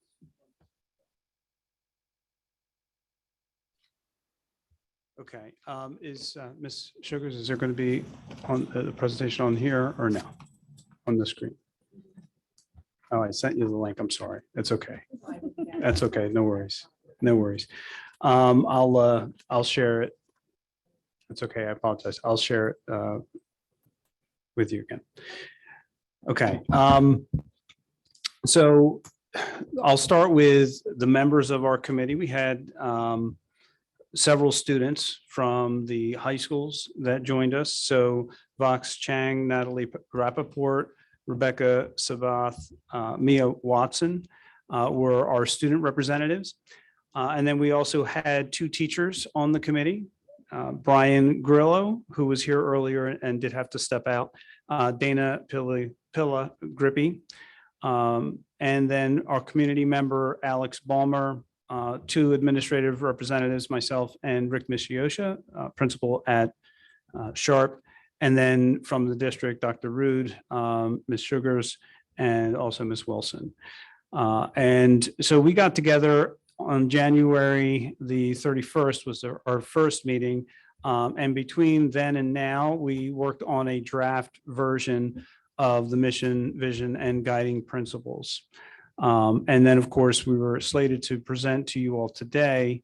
And our next steps will be to add additional student voice, because we do have our outgoing seniors from the committee who are very important and powerful part of that committee and those discussions. And then from there, we will draft a 5-year strategic plan.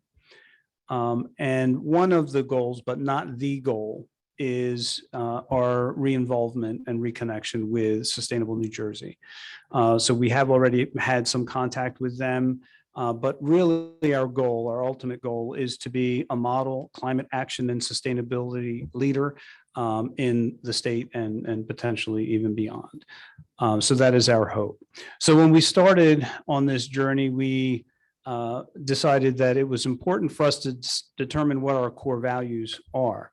And so, of course, we started with the district's core values of respect, responsibility, and citizenship, but then also wanted to see, based on this work, what would those values be?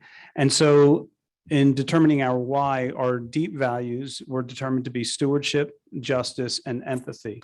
And so those are the kinds of values that, that the group decided would help to define our why. Why are we doing this?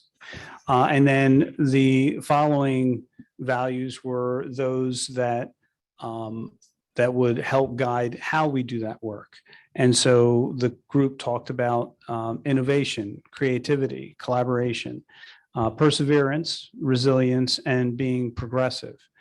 So those are the values that help to shape our vision, mission, and then our guiding principles.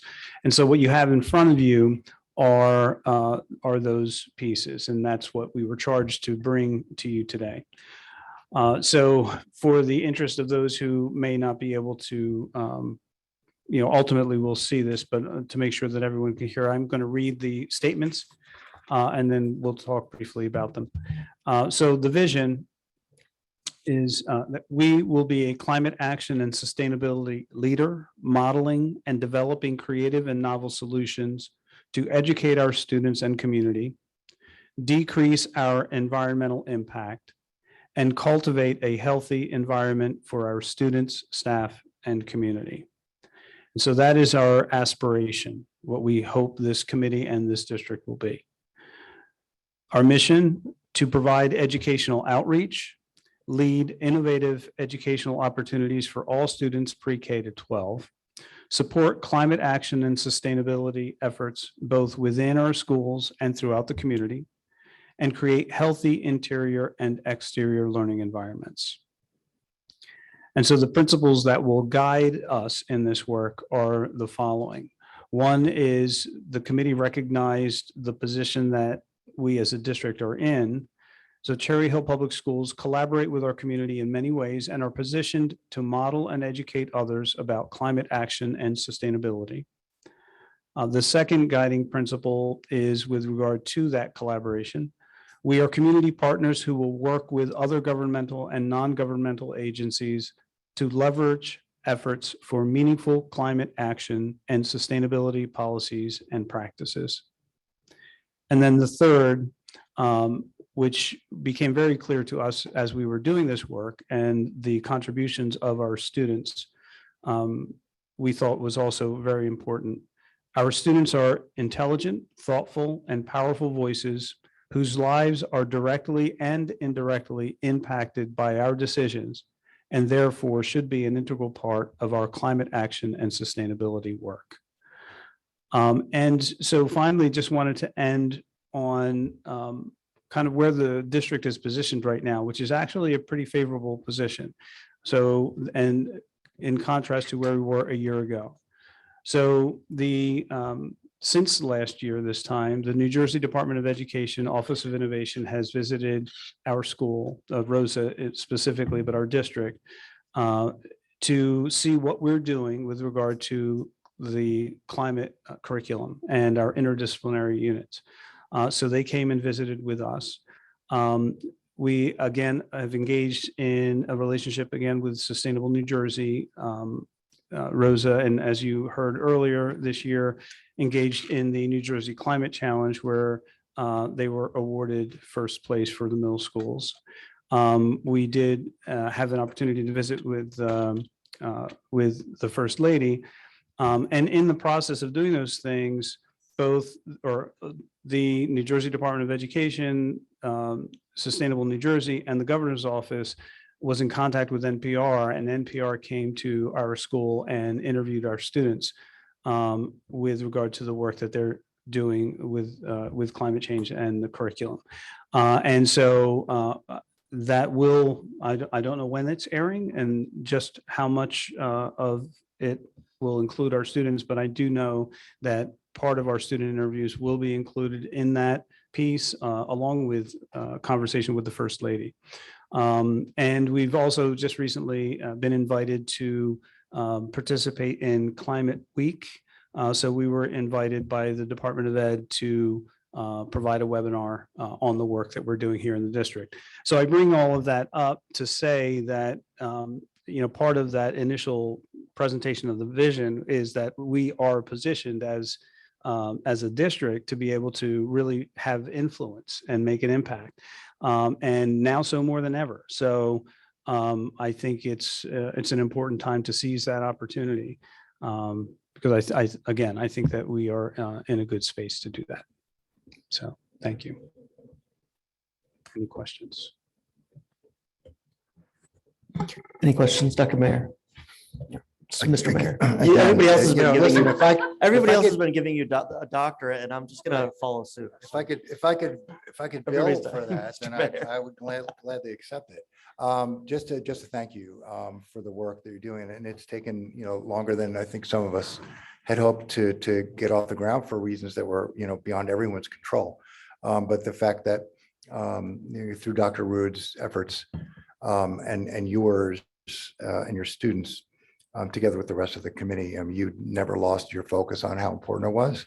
I love the fact I didn't know that NPR was out and the First Lady was involved. That's huge. I mean, it's huge because it more so for the students, right? Because it makes them understand at a very real level how important their work is and how important the issue is and how important they can be a real force for change. And if as a district, we can do nothing more than showing what kind of a difference our students can make anywhere, whether it's climate or another area, then that is a massive, massive win for the district, for the educators, for the administrators, for everyone. So, I'm really impressed and looking forward to everything else that you are doing, that they are doing, and anything that we can do as a board to support that. We certainly want to know so that we can be as engaged as possible. Thank you. Thank you. Ms. Elmore Stratton. Thank you, Dr. Rood. So my questions were, if for this, it's under strategic planning, is it just going to be like a one of the buckets is sustainability, or is strategic planning focusing solely on sustainability?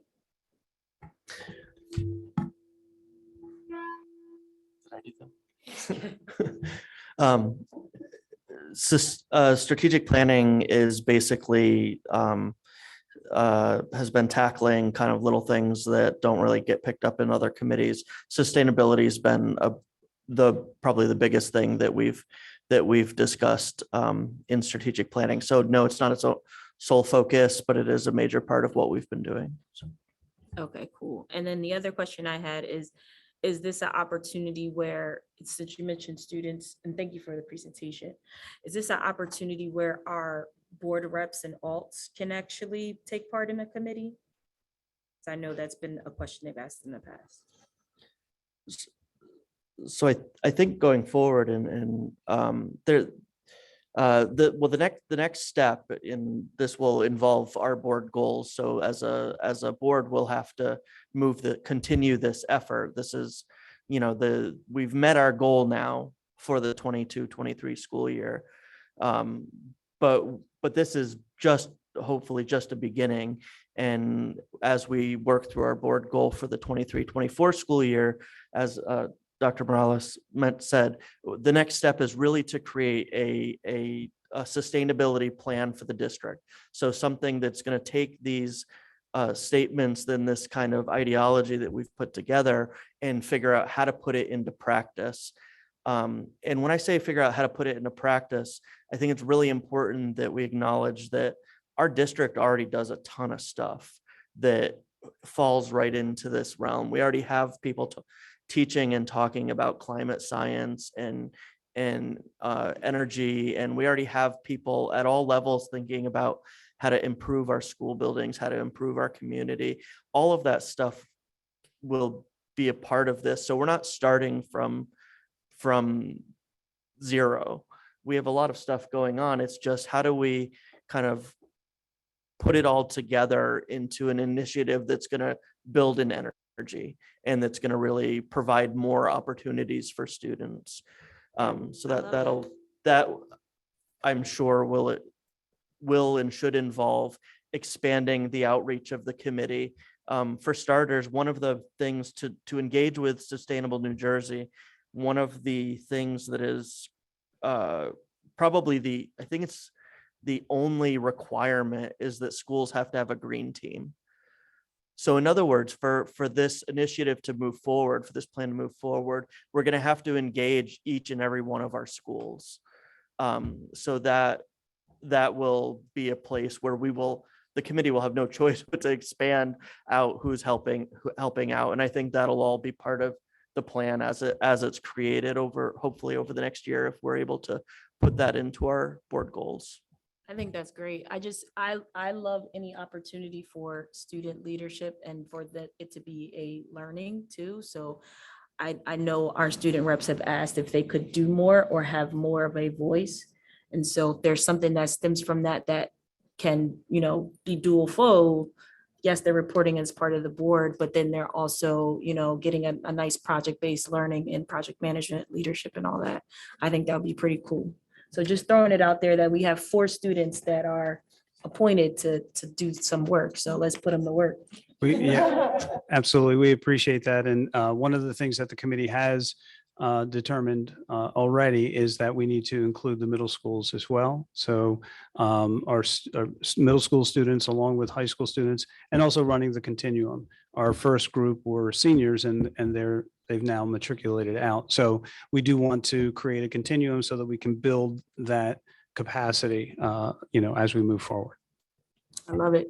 I love it. Love it. Great opportunity to also share with the students this role that many of them don't know about, especially at the middle school level. They don't know that this is an opportunity once they hit high school. So just putting it out there. Sure. Great work.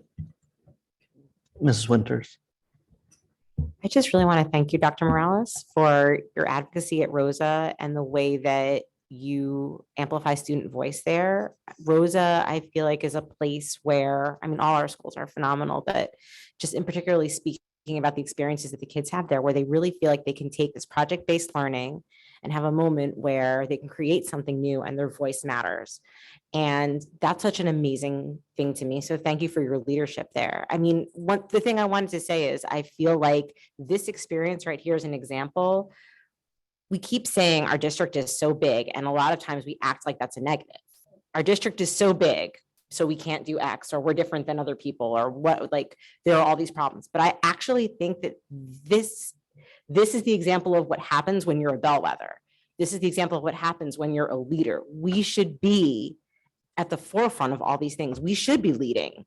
We should be the example on climate change, and we should be leading, and we should be the example on so many things. So I'd love to see, I want to thank Dr. Root and Dr. Morales for all the work they've done. And I'd love to see this kind of project-based, student voice, student-led, interdisciplinary learning go forward, because I think these are the kinds of experiences that our kids take with them. And what they learn is they can make a difference. Their voice matters. They can effectuate change. And they're pulling all the things they learn in all of their subject matter, all their classes together to create something new that makes a difference. So thank you for all the work you've done. I can't wait to see where this goes next when all of our schools are involved. And I think as a board, we should be looking to support things like this coming out of all of our schools where kids can really get these kinds of collaborative experiences together. Because I think this is sort of the next wave of where we're going with education. And I think we can show the state and the world that Cherry Hill is a place that leads, that produces student leaders who do unique and wonderful things. And if we can do that, then I think we're just going to set the world on fire. So that's my little commercial for tonight. I couldn't agree with you more.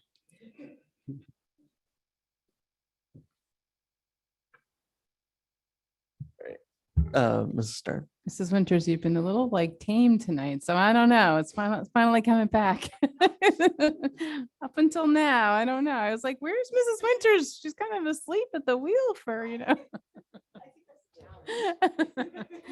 Yeah, I just want to thank you. When I watched the video of what the kids did, I was so impressed, and I kept thinking, like, so interesting. These are middle schoolers, they're not high schoolers who you think maybe a little more comfortable doing this, taking this level of leadership and kind of research and forging this road. But I mean, I'm sorry, but you just have to watch the weather around the world and the country to know, That's right. like how much we really need young people to really take the lead on this and how we need to be part of that and support that. So it's exciting to see. I feel like it's been a little bit of a missing piece for a while here in Cherry Hill. And it's, I mean, I was joking about like, yeah, we achieved the goals, but a lot of times our goals, the district goals they're so long range and they're big, and they're, we know that sometimes those goals can take years before you start to see certain outcomes. You look at smaller measurable pieces and like, this is just really, it's so, it was an idea. I mean, Dr. Rude, you brought the idea last year, and here we are. So it's just really, it's nice to see like the idea kind of developed and that just been, the lead you've taken with the students. And I think I'm happy that it's generalizing to all the schools because it's something that would be great for all of our students to be involved in. And, they're going to lead this, so, however, I think that we can reasonably try to support this. I know, we always talk about what resources and supports. It sounds like you've found a lot, and I would imagine there's, we talk about alternative funding and stuff, and I would imagine this is an area where we probably can find more of that from the outside, not from our own taxpayers, et cetera. And the other piece that we've talked about too is like how that dovetails with the bond work. We're doing so much to kind of make our buildings greener, and I think we talked about that even with Mr. Garrison being involved, even like interacting with our students, our kids and our, community members are seeing like, okay, work's being done in the buildings, but then, the fact that there's a lot of aspects of it that are actually, directly involved with making our buildings more efficient. And there are choices that are being made. Some community members will say, oh, we should do this or that, but there are actually a lot of decisions and choices that are being made to make our buildings more efficient, which again, feeds all into us being, I think, a more climate friendly district. So it's exciting. Thank you. And one of the words in our vision statement is meaningful. So, one of the things that our students were very clear with us about was they wanted to have meaningful input into the decisions that we make. And again, making it very clear that it's their future that's at stake. We're, some closer than others, me a little closer than some of you on our way out, right? And so, what is the legacy that we're going to leave for them, and how are we going to help them have a future that is where they can thrive? So, all right. Thanks. Ms. Tong. Thank you, Dr. Wu. Thank you, was it Dr. Morales and Dr. Wu? I want to add, am I talking to them? Okay. I want to ask about the solar thing. We have been talking about it, I think, since I'm on the board, talking about the solar. Are we going to working on that as well? I'm just curious, this is part of the programming in this, are we talking about tonight?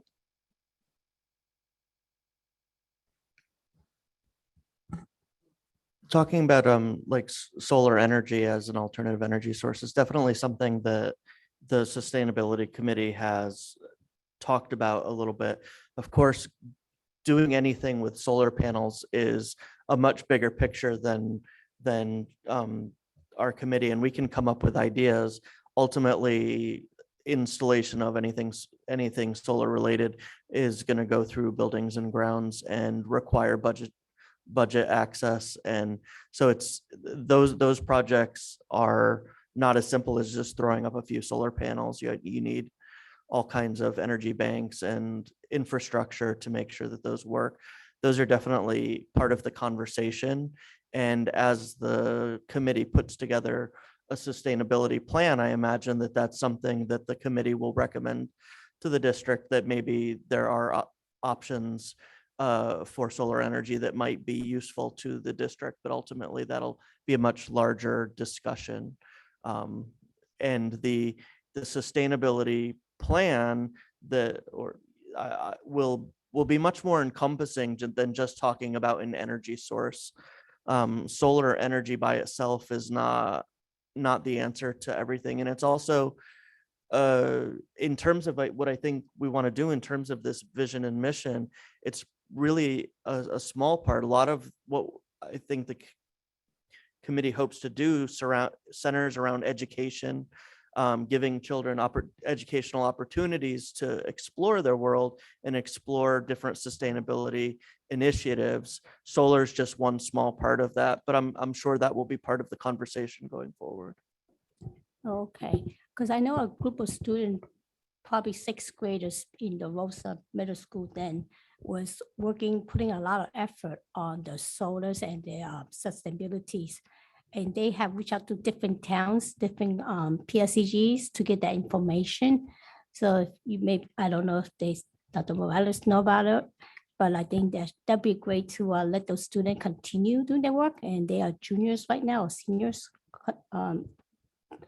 apparently, so that might be helpful for that.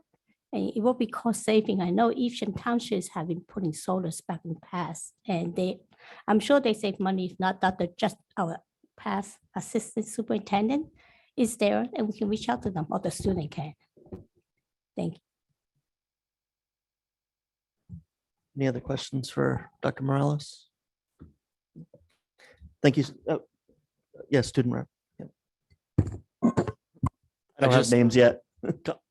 I just want to echo everything that the members of the board have said, and thank you for your commitment to this problem. As one of the students, Matt and myself, this problem is going to impact us the largest. We're here and we have to strap in for the dangers that climate change is going to pose, especially as those problems worsen, because climate change is not going to slow down. And it's also not a debate about when or if, it's now, and it's going to continue getting worse. So thank you again. Thank you. All right, thank you, Dr. Morales. Thank you all. So I'll just, I just want to say a couple more things. So in regard to sustainability, that'll be a topic for our board goals. And if we do pursue anything with Sustainable New Jersey, that'll require a board resolution. So that's something that we need to be thinking about as a group. And that's pretty much it for that, for sustainability. Again, thank you, Dr. Morales, for that presentation. It was a pleasure working with you, and I look forward to more of these meetings. And I think the last thing for strategic planning is I'll be stepping down as the chair of strategic planning. And I think Mr. Mayor is going to be stepping into that role. So thank you for doing that. And that's it. So I just want to thank you for your leadership on the strategic planning. It's a lot of work, and I appreciate that you dedicated yourself to that. And I know that there's a lot of demands on you, and I appreciate your ongoing engagement and just not having to run the whole show. So thank you very much, Dr. Rood. And that's before we move into our special action agenda, which do in just a minute. I do want to mention that as we are moving a little bit, just moving our committees around a little bit, we are going to be moving, our next committee meetings will be July 31st and August 1st. And on July 31st, the times will be the same as they've been, which are 5, 6, and 7. So if I get this right, it's P&L, no, HR, P&L, and thank you, and curriculum instruction at 5, 6, and 7. The 6 and 7 are open to the public. And then on Tuesday, the 1st, our meeting times will actually be strategic planning will meet at 5, and business and facilities will meet at 6. So it's a half hour later than they've been. So with our new chairs in place. So anyway, a little bit of reshuffling, but that's it. Okay. Moving on to our action agenda, a special action agenda. If you could, Mrs. Winters, please move the curriculum and instruction agenda. Of course. The superintendent recommends, and I move the following: 17.1, approval of attendance at conference and workshops for the 23-24 school year. 17.2, approval of out-of-district student placement for the 22-23 school year. 17.3, approval of professional service agreements for the 23-24 school year. 17.4, approval of professional development proposal world language. Do I have a second? Ms. Fleischer, are there any questions? Ms. Sugars, can you please open the voting?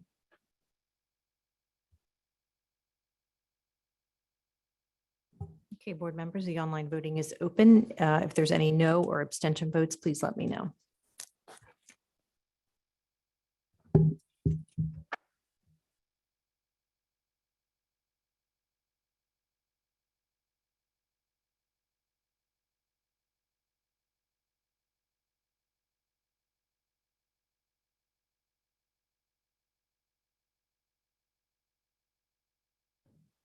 Mrs. Tong, are you having difficulty voting? Oh, I'm sorry. Yes. Mine did not come through this. Okay, we have a unanimous yes vote. Okay, Mr. Mayor, could you please move the business and facilities agenda? Indeed, I would be happy to. The superintendent recommends, and I move the following: 18.1 approval of bill lists, 18.2 resolution for the award of bids, and 18.3 the acceptance of donations. Do I have a second? Mrs. Stern, are there any questions? Seeing none, Mrs. Sugars, would you please open the voting? Okay, board members, the online voting is open. You may cast your votes. If there are any no votes or abstentions, please let me know. Mrs. Sugars, I need to abstain from Jewish Federation on the bill list number 3 to avoid a conflict of interest. Mrs. Sugars, I'm going to abstain from 18.1, please.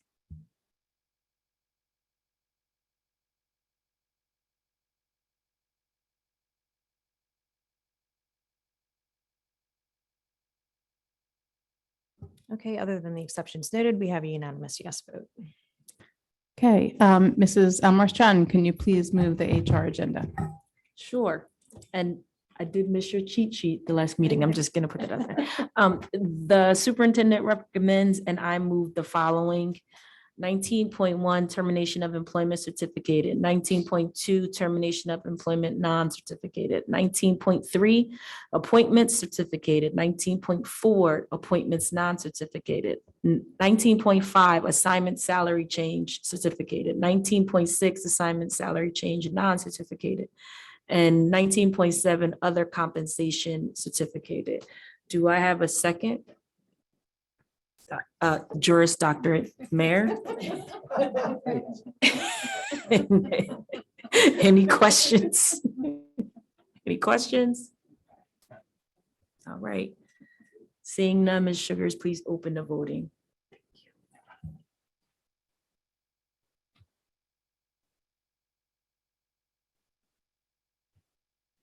Okay, we have a unanimous yes vote.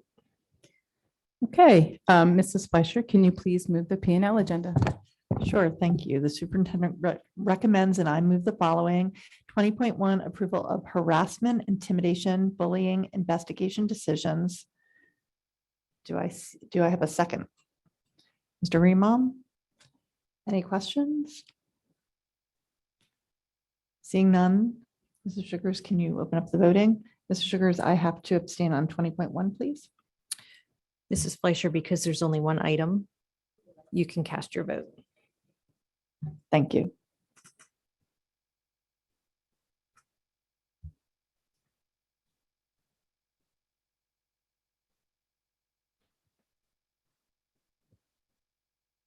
Okay, we have 3 abstentions, Mrs. Fleischer, Mrs. Tong, and Ms. Stern. Other than that, we have a unanimous yes vote.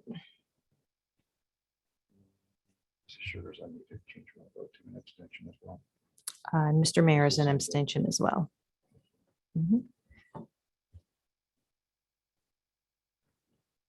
Okay, and we move on to strategic planning. Dr. Rude, there are no items, right? So we will move on to new business. Is there any new business? Mrs. Gallagher.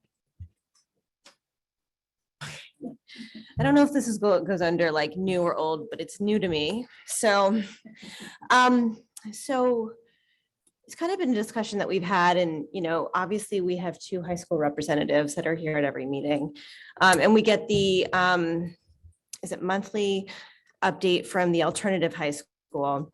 I'm just wondering if there's a way that we can also have voices from middle and elementaries and Marlburg as well.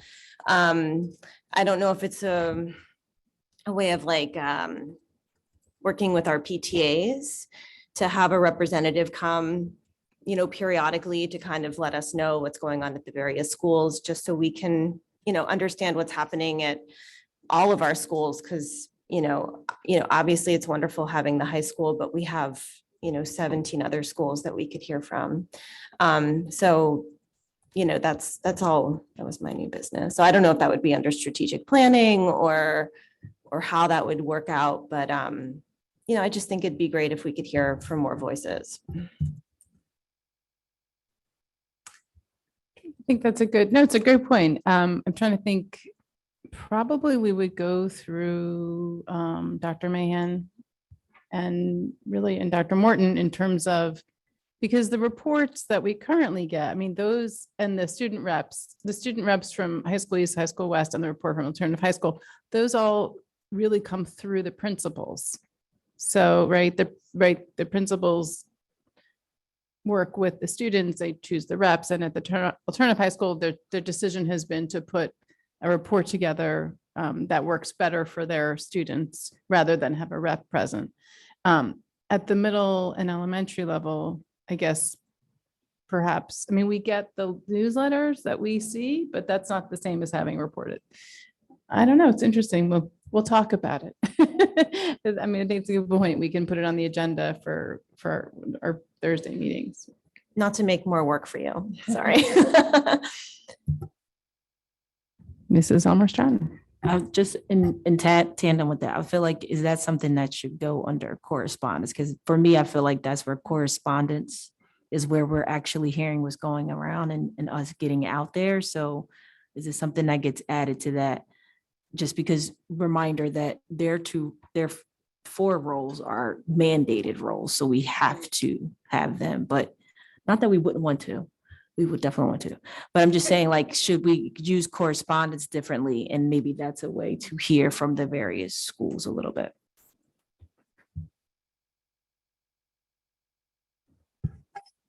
So, yeah,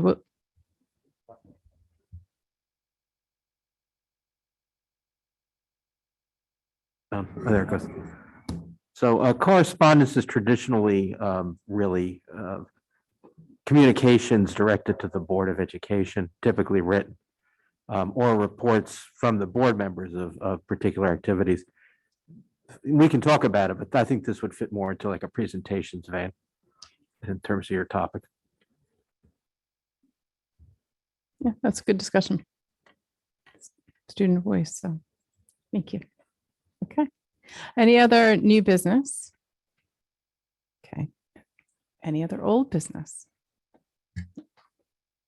Okay, Mrs. Elmer Stratton. So me and Mrs. Gallagher did not plan this, just so you know. I don't even know what she's gonna say. But my old business was to also bring up regarding the student reps. I don't want it to fall off the table that our last reps that have moved on to college or higher learning, they really wanted to have more direction, I guess. Not, maybe it's not from us, maybe it's from the principals, I don't know, but they really felt better about being more clear about their role, and then also knowing when they can chime in and when it's appropriate and when it's not appropriate, that sort of thing. So I don't want it to fall off of like, can we still get some guidelines on that? Maybe get them like a mock job description so that they have a basis to go off of, because if we listen to Mr. Rude, not the doctor, but the student, they really wanted a clear understanding of where they could be in this meeting or where they should be in this meeting.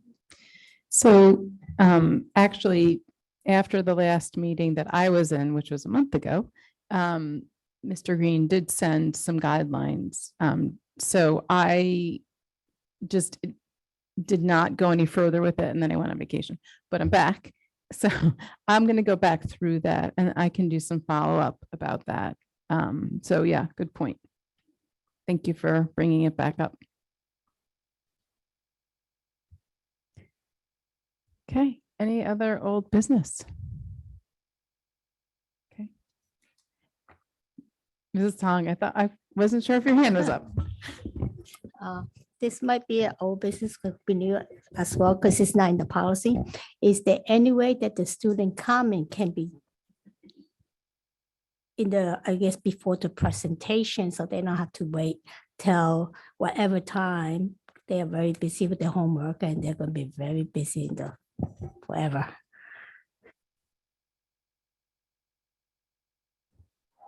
So we have previously had discussions about, student comment period, and previously the board, last year's board talked about moving student public comment to be in the first public comment, because it used to be that we didn't allow that, and then students have to wait till early hour tonight, 9 o'clock, but some nights much later. So then we moved it to first public comment, so students can comment on any topic. But you're saying are you talking about adding a third public comment period, a separate student public comment period to happen before first public comment, before reports? Yes, so that they are prepared for whatever they need to speak at that time. If they miss it, they can come in after the first public comment or second, or however you line up to be there at that point. So make it consistency for the student when they can zoom in. They don't have to all of a sudden eating dinner or do something, and they have to break between the time. So just make it more consistent for the students. Thank you. I mean, that's a question. Is that something that we want to do, is to add a third public comment period? So that would be specifically just for students that would come earlier in the meeting. Mrs. Gallagher. I mean, I don't know if I have, well, I guess I would say maybe yes. I mean, at times, like obviously the last couple of meetings, we haven't had presentations and all the normal first elements. So like first public comment has come pretty quickly, but there have been times where some students and, middle school, late elementary school have had to sit through like a decent amount of meeting to be able to comment at first public comment. So I think it makes sense for even though it's infrequent that students that do comment, but it might help at least get their voices heard earlier so that they can move on with whatever else they have in the evening, whether it's homework, activities, or even just going to sleep. Mrs. Winters.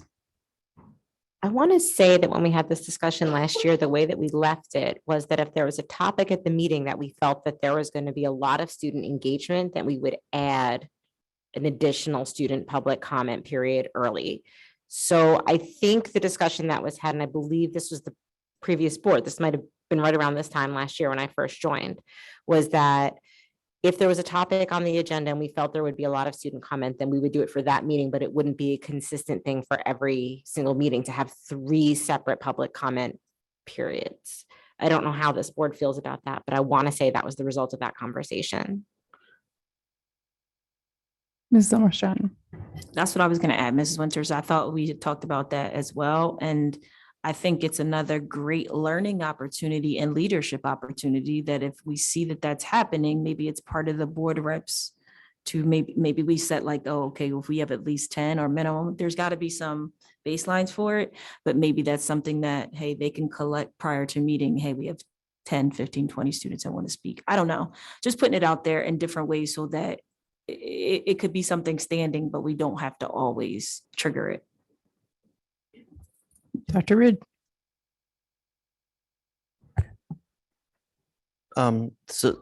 So most of the time when students are giving public comment, it's like middle or high school students. So I don't really worry too much about them staying up late and sitting through the meeting. But what I do find really problematic is the variability. The fact that sometimes second public comment comes at 7:30, sometimes it comes at 10 o'clock. Like that lack of predictability for students is probably much harder than the staying up. I mean, I know my middle schooler stays up till 1 a.m., 2 a.m. every night.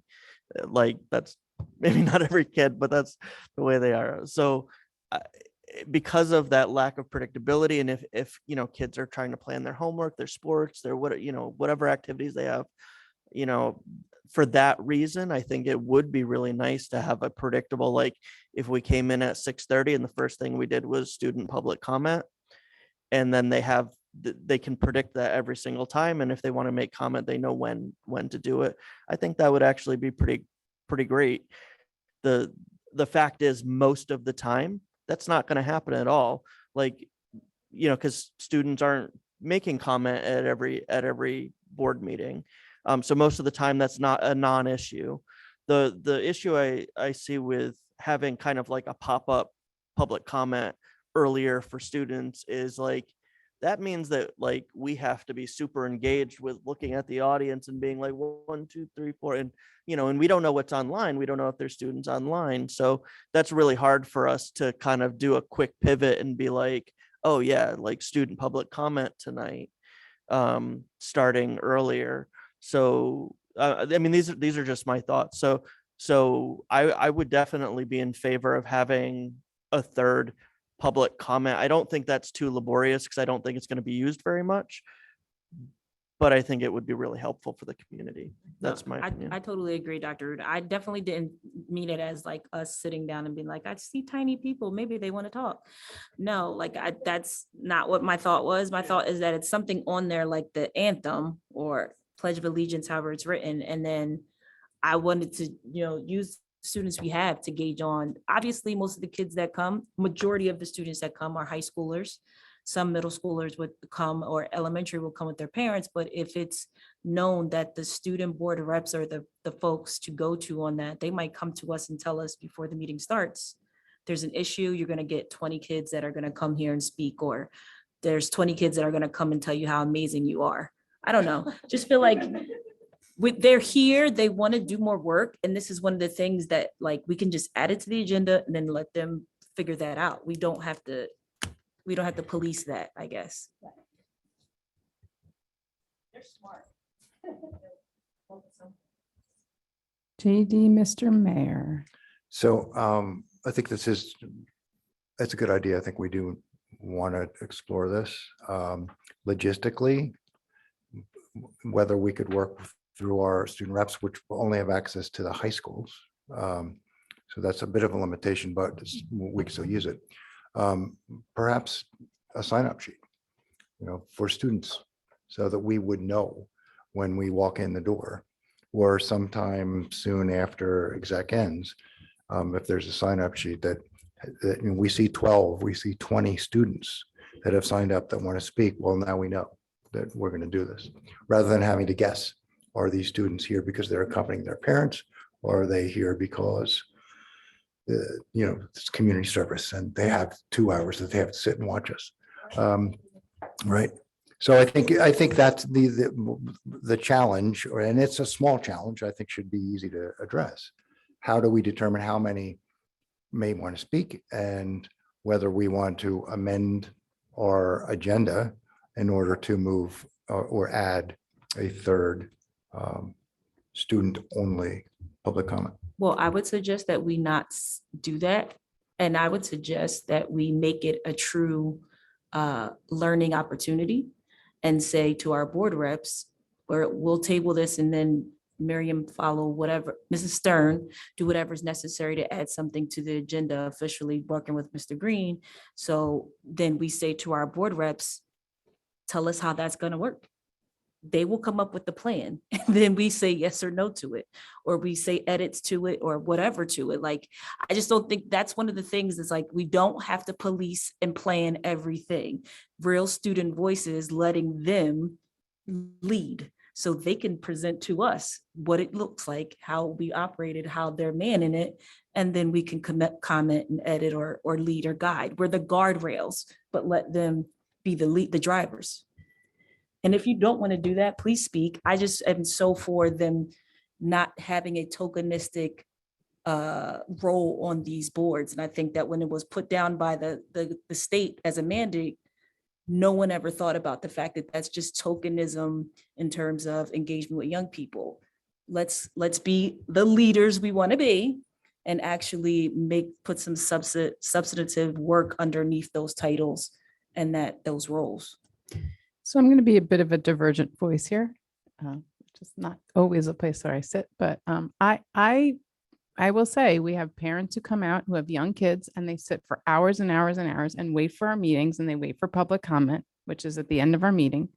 And it's hard for them too. And quite honestly, we come to these meetings and there are work meetings that we as the board shoulder the responsibility for and we carry through, and we want to include the voices of students.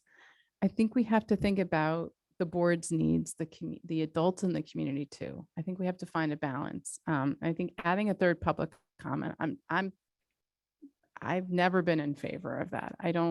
I think the idea, if there are a large number of students, I certainly support the idea of setting what that number is and however we want to monitor that. We've had that situation. And I think that's, that was 3 meetings ago, we had that happen. We had a lot of students, they waited a long time and it was finals week. It was a lot for them. So in that situation, I would have been happy to pivot to what we talked about last summer. I hear the thoughts and the idea behind it. And I think it's important, you want to have meaningful contributions of student voice. This is one place to do it, and there are other places too. So, I think that's, part of my my reluctance, I guess. So. All right, doggone it. Can it be something that we table for now and then talk about an exec or not an exec? Nope, because we can't, because it's got to be public. So can we table it for now and think on it?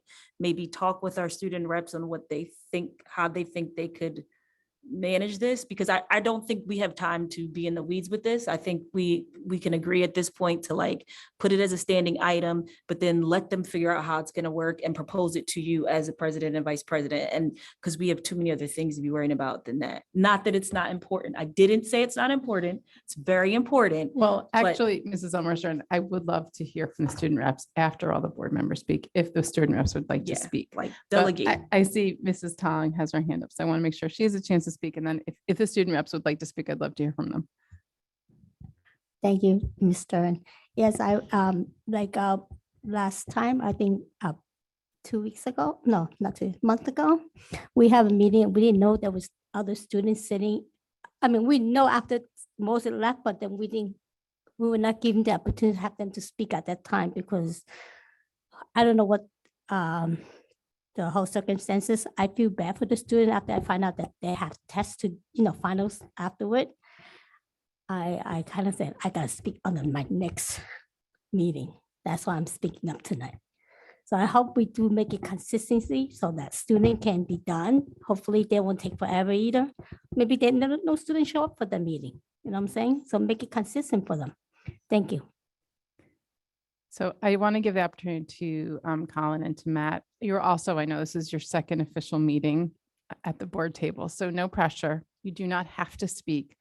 And you can also table it till next time. But if there's anything you'd like to add, love to hear your perspective. I definitely appreciate the idea of like giving a more structured time for students to talk, just because obviously it can be very variable depending on the night, how much there is on the agenda. It can go from 7:30 to much later than that, depending on how much there is to talk about. And obviously with homework and sports commitments, it can basically make it impossible for some students to have the opportunity to talk.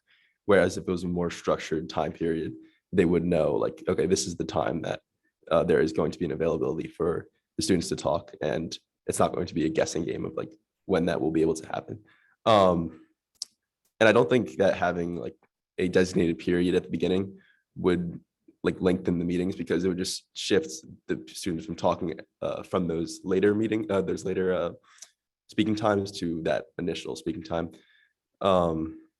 And I do like the idea of like having them come to us, but I do think that limits it a little bit from the middle and elementary school areas, as I think Mr. Mayor mentioned. Obviously those students don't have as much access to us as high schoolers, so it would be harder to grasp like how many students were actually coming to talk on that specific night. And there may be high schoolers who are unfamiliar with our process of like coming to us who haven't mentioned it to us. And then we may say, oh, there's only this many people coming to talk, but then there's like a ton more. And that makes it look like we misrepresented the situation. So that's just my opinion on the matter.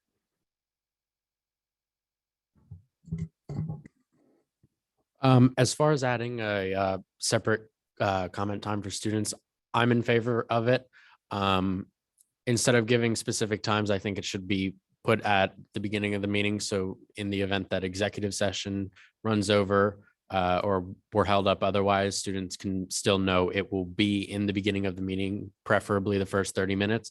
But personally, during the school year, at least, sometimes I don't even get 30 minutes in my day to sit down, and a lot of these students probably don't have the time to come and wait in a 3-hour meeting, 3.5-hour meeting. I'd like to touch on what Ms. Gallagher said as far as getting more input from our definitely our middle schools, but also our elementary schools. I would like to, if that continues to be an ongoing conversation, as far as what that could and would look like, I'd like to consult Dr. Burns, Dr. Perry, and also certainly the middle school principals to get their take on it, because as I believe it was you, Ms. Stern, who said it does go through the principals, and so their opinion on this matter is very important. But as far as the new comment section, I'm in favor of it. Thank you. Okay, thank you both for your input. So I think as we kind of reference, let's give some thought to it. We'll come back to it. We'll have more of a discussion. We'll put it on the table of as old business for our next meeting. And maybe in the next 2 weeks, we can kind of sort out where we want to go with this. Good. Okay. Thank you. Mr. Green, anything else at this point you would like to weigh in on the topic at all? Nope. Okay. Just thought I'd check with you. Yeah, always a helpful reference point. Okay. All right. Thank you. All right. So speaking of public comment, we are there. Took a while to get here. We have, I think, people who want to speak. So I'm just going to read through our section. So this is our second public comment period. Public comment is an opportunity for members of the community to comment on matters relevant to the operations of Cherry Hill Public School District or within the authority of the Cherry Hill Board of Education. The board welcomes diverse opinions on relevant matters under established federal law governing reasonable restrictions on speech in public forums.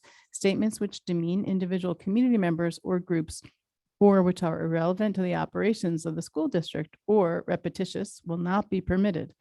Community members who would like to present information not relevant to the school district are always welcome to communicate directly to the district superintendent board president, and all board members via email or other alternative means. If you would like to speak now, you would approach the podium. We will take alternate between speakers in the room and speakers online. When you do approach the podium, please state your name and your municipality. Each speaker will be given a maximum of 3 minutes to speak. The timer on the screen will indicate the amount of time you have remaining. And we always start with students first. So if we have any students who would like to speak, if you are in the room and you'd like to speak, please approach the podium. If you are online and you're a student, please put an S after your name so that we know you are a student. So you'll get the priority. So I want to first open it up to the room. If there's any student in the room who'd like to speak. Okay, Mr. Short, you do not qualify as a student, but you do qualify as a community member who gets the chance. So thank you, Madam President. Name Rick and Short- Rick municipality, Short- please. Rick Short, Cherry Hill. Welcome, Dr. Morton. I don't know why you're not sitting up there as the intern superintendent. I would like to see that, but welcome and thanks for calling me recently.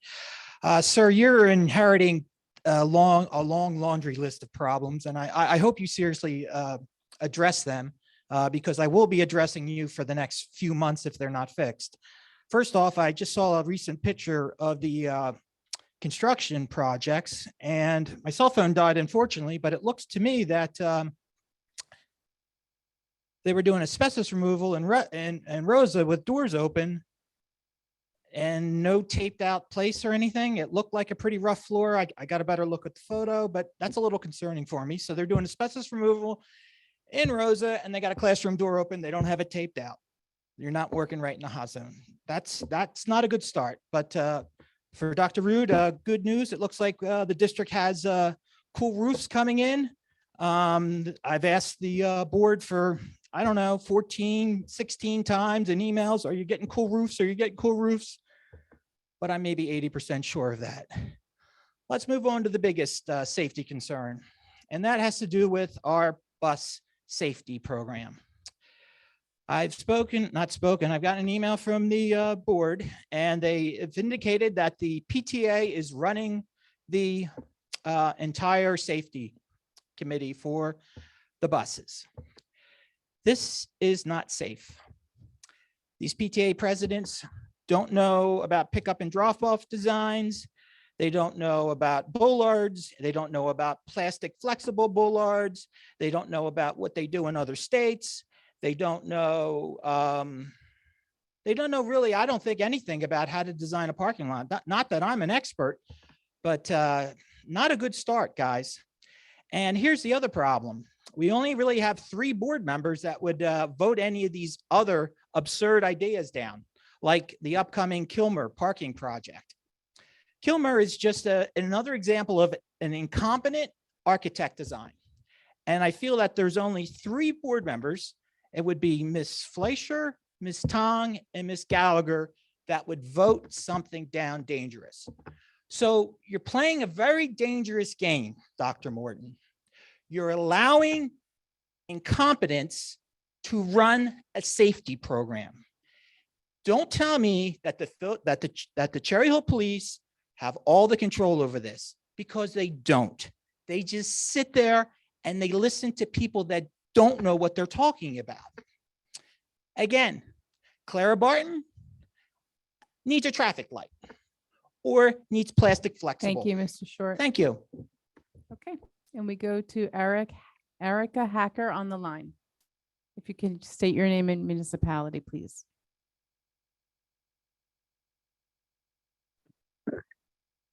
Hi, can you hear me? Yes. Hi, sorry. I do have a student here. I know we were going back and forth. She's my name's Erica Hacker and I'm speaking from Cherry Hill, from Bret Hart. And I have my daughter who is an elementary student who would like to speak on behalf of her classmates.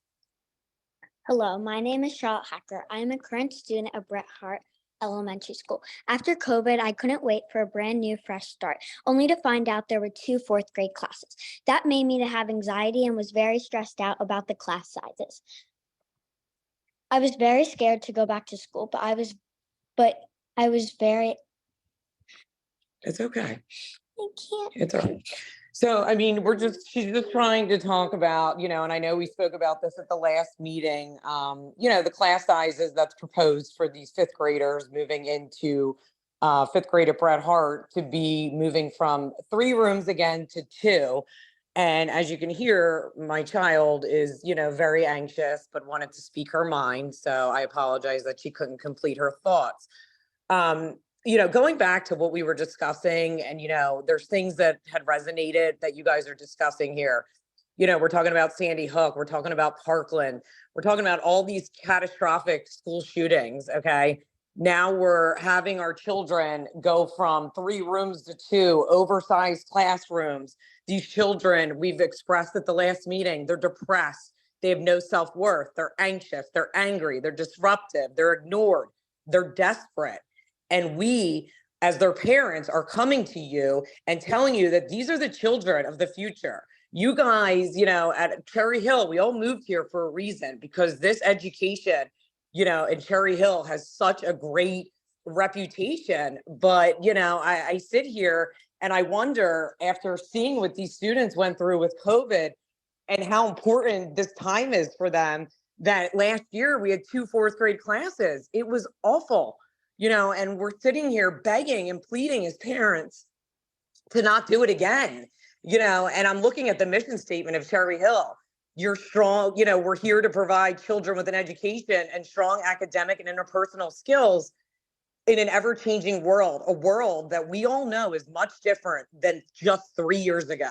So I ask you all, how are we doing that for these children at Bret Hart or at any of our schools by oversizing these classrooms when they need this attention the most? And that's all I'm asking, is that we revisit this proposition of going from 3 classrooms yet again for this specific class to 2.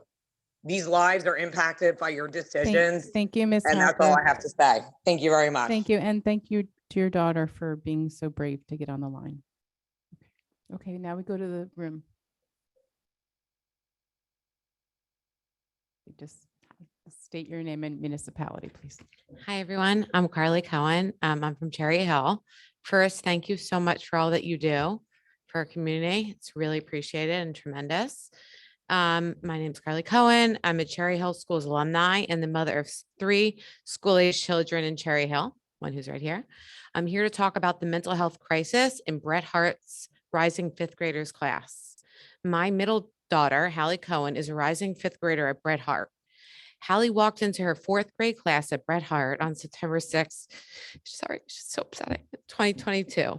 At that time, she had absolutely no history of social issues, no history of emotional issues, no history of behavioral issues, no history of anxiety, and no history of academic issues ever. She walked out of Bret Hart on June 21st, 2023 with severe social issues, severe emotional issues, concerning behavioral issues, acute anxiety, a new IEP, a new weekly therapist, and new biweekly tutoring to offset her new academic issues. Saddest of all, she walked out with a true hate for school. Hallie's issues started the first week of 4th grade. The change in who she was jarring. So much so that Hallie was tested for every learning, behavioral, and developmental issue under the sun, both by the school and privately. She tested negative for everything. Hallie's teacher, her doctor, the school psychologist, and myself, a licensed marriage and family therapist, all agreed that the only reason for Hallie's acute issues was her chaotic classroom of 28 students. Every day, Hallie spent 7 hours in a small class, 6.5 hours in a small classroom with 27 other kids who were largely all suffering with a spectrum of unmet social, emotional, and academic issues. The environment in Hallie's classroom was nothing short of a mental health crisis. Hallie and many of her peers were in distress all day long. Education and attention were replaced with constant noise, continuous distractions, and around-the-clock discipline. Hallie would cry at her desk daily because, in her words, it was impossible to focus in the chaos. She would then cry at night to me that she didn't want to return to school the next day. Hallie's teacher pleaded with the principal for help. The parents pleaded with the principal for help. The principal, the parents, and the teacher pleaded with with the administrators for help. All of our concerns were completely dismissed all year long. Board members, the rising 5th graders at Bret Hart are suffering greatly. They miss half of 1st grade because of COVID, all of second grade because of COVID and endured a devastating fourth grade year. We asked you to please ask the administration to take this issue seriously and to approve the hiring of a third Bret Hart fifth grade teacher. We cannot change the past, but we can give our Bret Hart fifth graders the opportunity to learn in an emotionally stable environment, even just for one of their elementary school years. Thank you very much for your time and your service to our community. Thank you. Okay. We go on to Jay Mayo on the line. If you could please state your full name and your municipality. Hi, my name is Judy Mayo from Cherry Hill. Can you hear me? Yes. Yeah. Okay, so I'm a newly retired teacher from Bret Hart, and I'm advocating on behalf of the students and teachers for the reinstatement of the third section for our rising fifth graders. I'd also like to give a shout out to Scarlett or Charlotte for her little attempt to speak it there. Good job, Charlotte. So first of all, the large class size makes it difficult to monitor student progress. Teachers want to be able to monitor every student's progress effectively. This means not only their test scores, but their social skills, academic performance, their emotional well-being. However, when there's too many students to monitor, those details are going to be missed, and progress becomes increasingly more difficult to monitor. Most of the students are behind the eight ball already because of COVID, and because the teachers were never given a modified curriculum that would allow them to fill the gaps from that period of online learning. They were never given permission to slow down, and they desperately needed that permission for their sake and for the sake of the kids. Rather, they kept forging ahead, squeezing everything in and hoping for the best. Believe me when I say that no one beats themselves up more than our teachers. They give their all no matter what, and they need your support. Secondly, large class size makes it more likely that there will be an increase in disciplinary problems. Kids thrive when they have parameters and boundaries and are set up for success. Overcrowding in the classroom does not set up anyone for success, especially those kids with the IEPs. And I was a special ed teacher. The more children there are in the class, the more distractions there are, and the more likely they are to fall behind. Believe me when I say the anxiety is real. The looks on their faces when they don't get something is one thing, but the look that they have when they just have given up, that's quite another. Though there are ed assistants in the room, their services are not always consistent because they are sometimes called to substitute, since we have a substitute shortage. Lastly, more students means less flexibility. Large class sizes greatly limit the style of teaching. When you walk into a class of over 25 students, you quickly realize the whole group approach is the most manageable. Logistically speaking, the opportunity to differentiate instruction is limited, and you're not able to have that flexibility with the students because your hands are tied. It's emotionally draining for all. Can we open our eyes to the absolute disservice we are doing to these students? We need to put them first, and we need to lighten the load of our teachers so that they can give individualized attention to these students again. Please add that third section to fifth grade for these kids. Thank you. Thank you. We go to the room. Next person.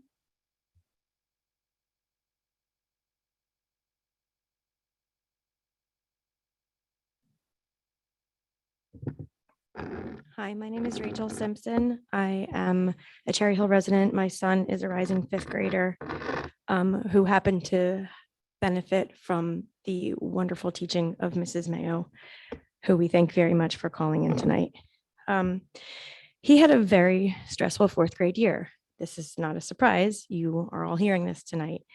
I have the same concerns as all of the other parents. This isn't just one or two kids. This is literally every child. Every child was affected by the commotion and just the overall chaos in these classrooms this year. They've all had academic, emotional, and/or mental struggles. It's very hard watching your child come home upset and frustrated every day. It's soul crushing. I'm confident that if that happened to your children, you would want to do the best that you could to try to fight for them. That's why we're all here. We're all here sitting at this meeting tonight, trying to get you to listen, trying to get you to do what you can do to help these kids. Thankfully, there is something you can do to help them. Clearly, 26 kids in a class is not working. That does not include the kids from the BES program who are pushed in during the day. There were 28 kids in these classrooms this year. It is not working. Please do not make these children struggle again. Dr. Morales said that the lives of our students are directly impacted by your decisions. You can make the decision to help them. Please do that. Thank you for listening to the students' voices. Thank you for listening to the parents' voices, because we are advocating on their behalf and we have meaningful voices too. Thank you. We go to the line, and then the name it's online is Voswald. If you could please state your full name and your municipality. Hello, can you hear me? We can, yes. Yes, thank you. It's Valerie Oswald Love, and from Cherry Hill. And first of all, thank you to the board for your commitment to sustainability, educating students about climate change, and also your commitment for safe schools. I'm talking tonight, I was at the last month's meeting as well, because my son Colin is a rising 5th grader at Bret Harte. I'm also a veteran educator of 24 years. And I would like to address this issue of class size at the elementary level for the upcoming 5th grade class in particular, as both a parent and a teacher. This past year, my son, like many others, was one of 28 in his 4th grade class. He came home weekly, at least once a week, all the time, frustrated, in tears that he could not focus.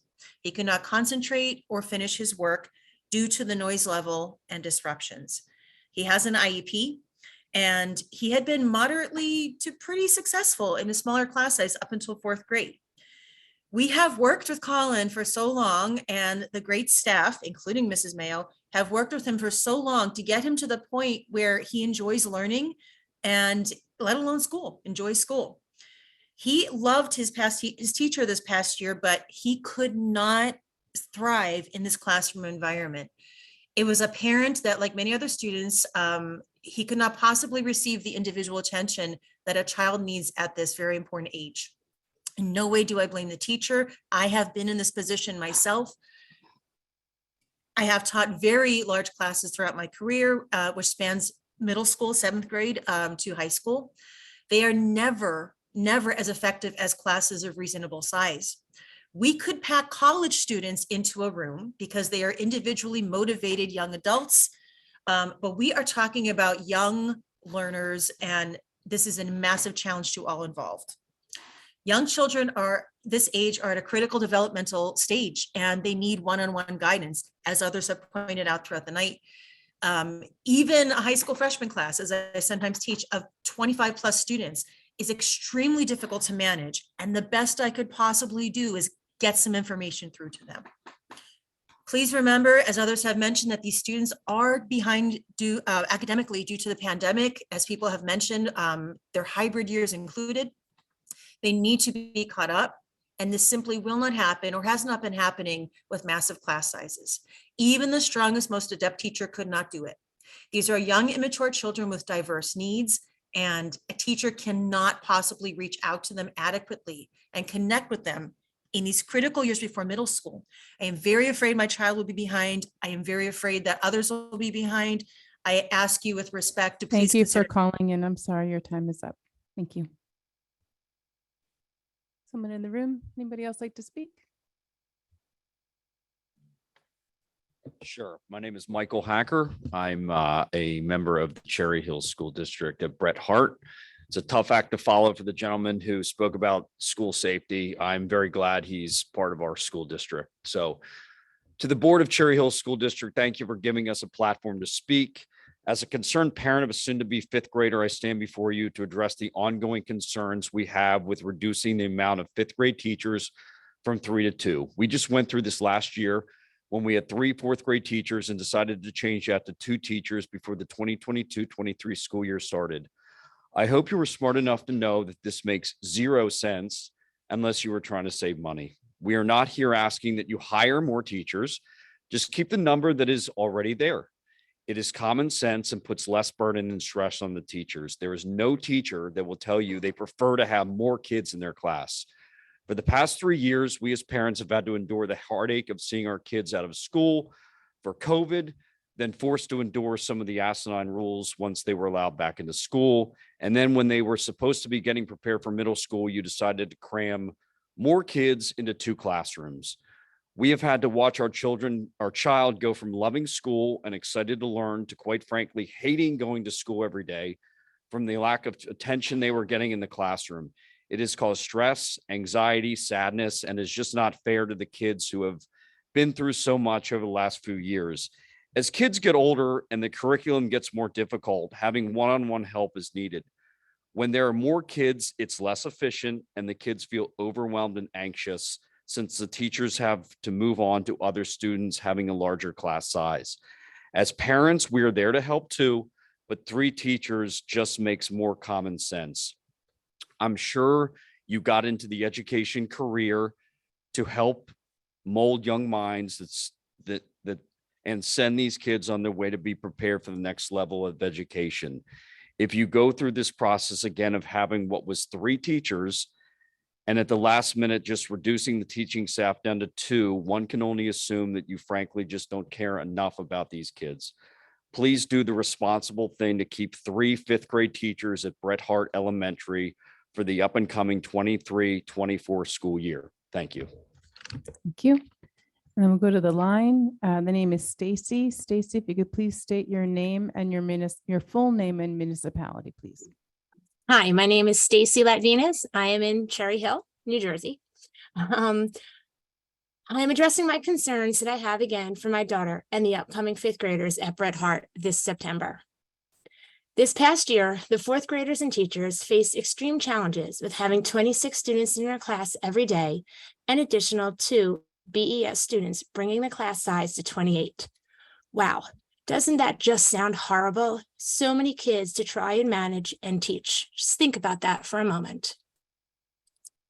Here's what my daughter and classmates experience every day: student behavior problems, excessive noise level, academic setbacks due to high student to teacher ratio, low standardized test scores, low curriculum assessments throughout all subjects, high anxiety, complete confusion on all lessons taught throughout the day, parents having to reteach when they got home, stressed out, highly skilled teachers, including classroom and encore teachers, daily emotional stress, and kids hating school for the first time ever.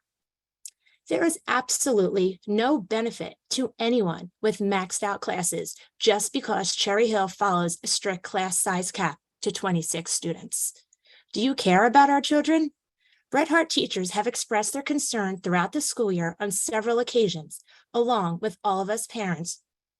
We want our precious kids to grow in their learning, dedicated teachers to love teaching, and be able to connect to each and every one of their students every day.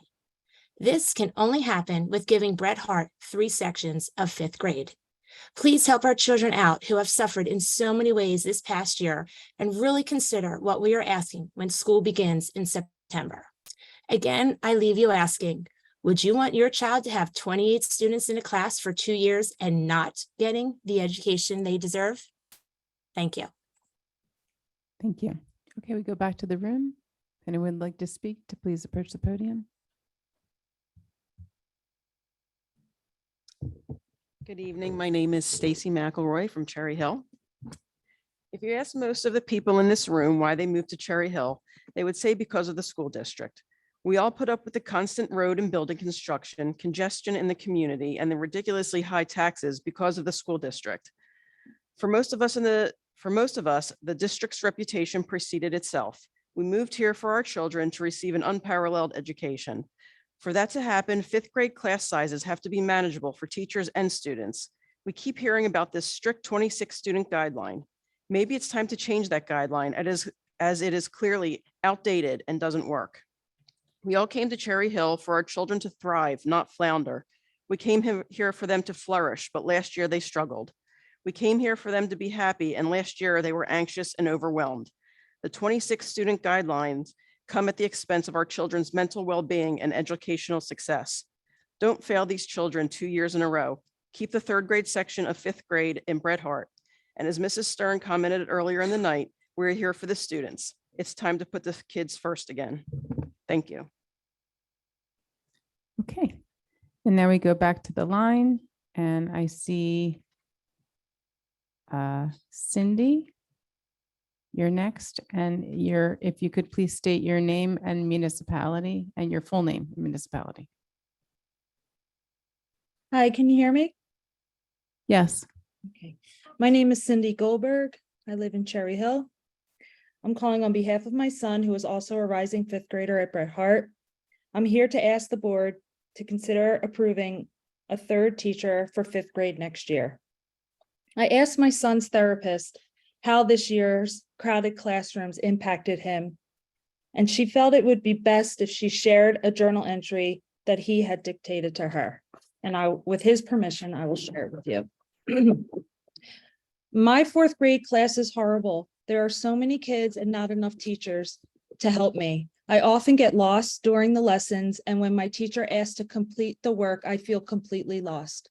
When I ask for help, Miss V tells me that I have to wait until she's done with her kids at her table. Most times she never ever gets to me and I feel invisible. The noise and chaos in my classroom make me so overwhelmed all of the time. There are so many kids that I can't concentrate, and most times I just sit there and stare at my blank worksheet.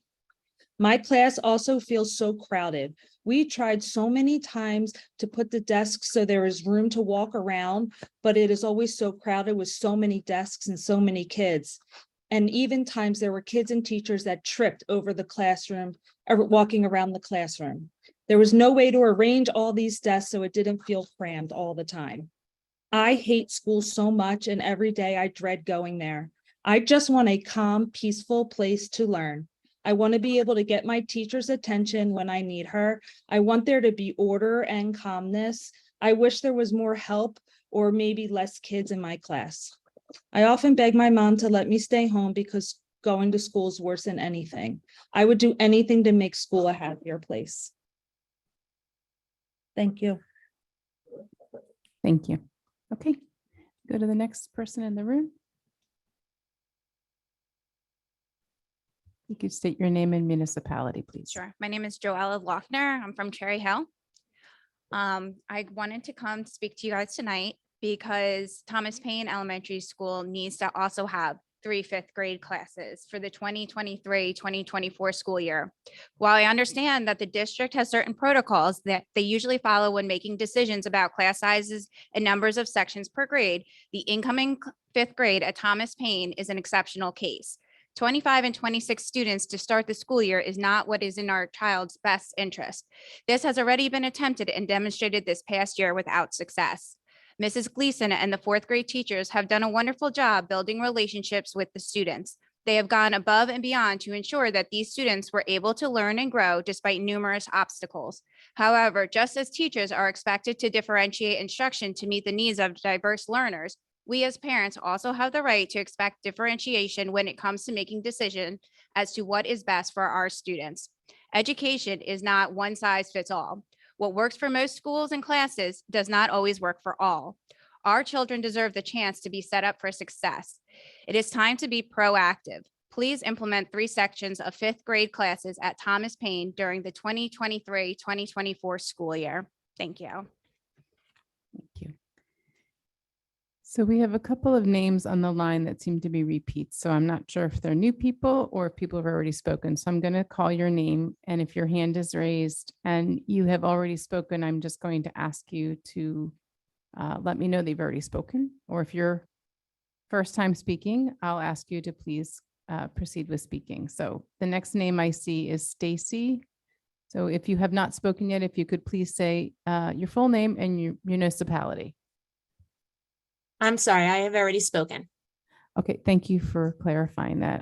I would say the next name on the line is Cindy. Same thing, Nate. If you've already spoken, you could please let us know. Otherwise, it's your turn, name and municipality, and we'll restart the clock. Thanks. I've already spoken. Thank you. Okay, thanks for clarifying. We usually don't have this, but sometimes it can happen. So the next person on the line then is Dan Forney. If you could please state your full name and municipality, and we'll restart the clock. Okay, thank you. I'm Dan Forney from Cherry Hill. My son is in the BES class in the upcoming 5th grade class. But that being said, he's in the regular ed setting the vast majority of the time, many days, 100% of the time of the day. He was making great progress with the BES program throughout his time at Bret Harte, but with only 2 classes this year, he really struggled, as you've heard from many of the parents, and it was mainly because of the large class sizes.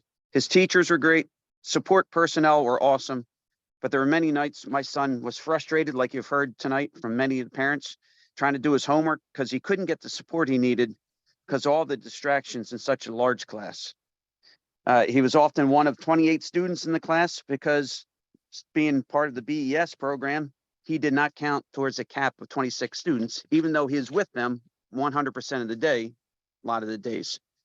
His support staff commented that he would just shut down more often this year than he ever had done in the past. And he would just say it's because he couldn't concentrate and he would get lost. This didn't happen when he was part of a grade and classes that had fewer students in his class.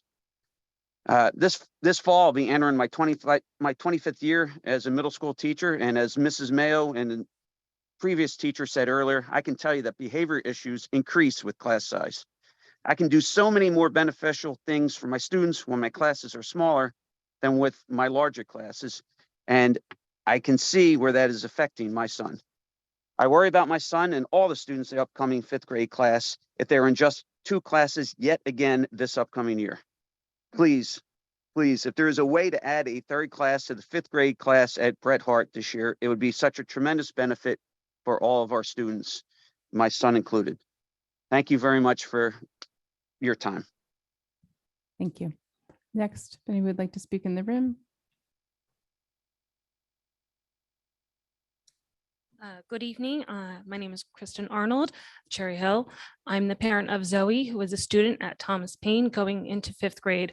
We finished 4th grade with 26 students in the class and way too many behavioral issues. Thomas Paine needs 3 sections, not the 2 sections that are currently planned. We are Title I. This warrants smaller class size. I want to take you through the journey of this class. They were the last half-day kindergarten class. 1st grade was cut short due to COVID. 2nd grade was a hybrid year. And third grade was finally their first full year in a classroom setting. But then again, we got to 4th grade.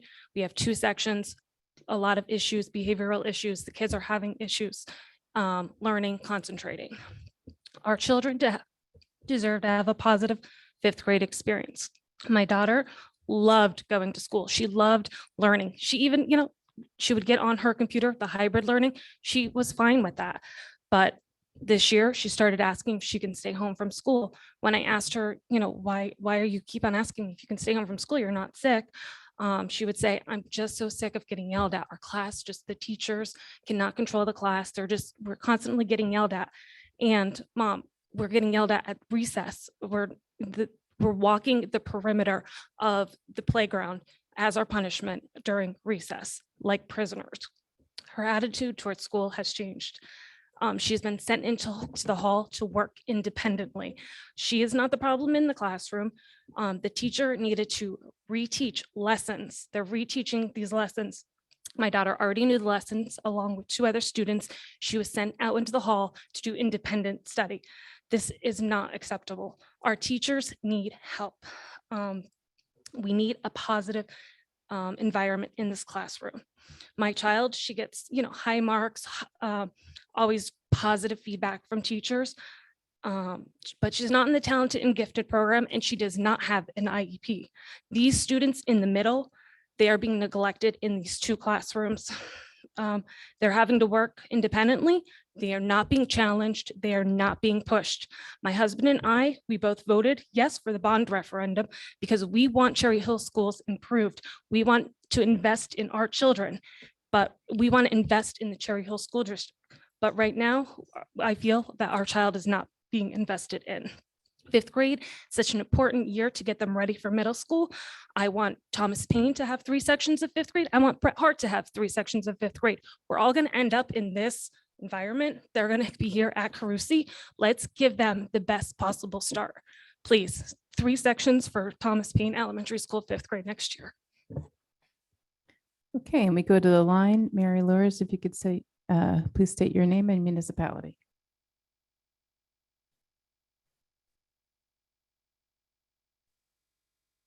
Can you hear me? Yes. Hello? Okay, good. Mary Lures, Cherry Hill. I'm speaking again tonight concerning the section count for Bret Hart's rising fifth graders. I want to thank the board and administration for taking the time to listen to our concerns on June 27th and for reading and replying to our emails. From the replies many of us have received, my understanding is that the section count for 2023-24 is not firmly established yet. I am asking you to look at the whole picture when you make the final decision on section count and not a numerical calculation. Please look at the history of the grade, the behavior issues this past year, the test scores, the physical size of the classroom with 26 to 28 desks in it, and the emotional toll on our children that has been expressed by many parents this evening and previously. Please talk to the teachers, aides, and support staff that spent the year with our children, specifically as it relates to class size. Please look at the BES children and assume that each child in that program has the potential to matriculate into the classroom and count them up front in the head count. Please, please help us help our children. We know the model of the past year is detrimental to their learning and to their social and emotional development. Please change the model and increase our fifth grade to 3 sections. Thank you. Okay, we go back to the room. If anyone would like to speak, please approach the podium.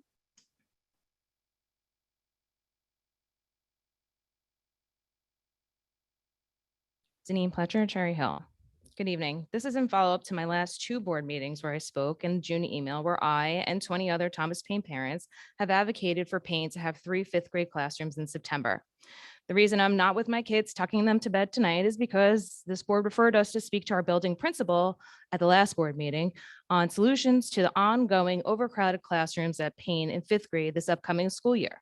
As a reminder, our principal has been advocating for 3 fifth grade classrooms since January at least.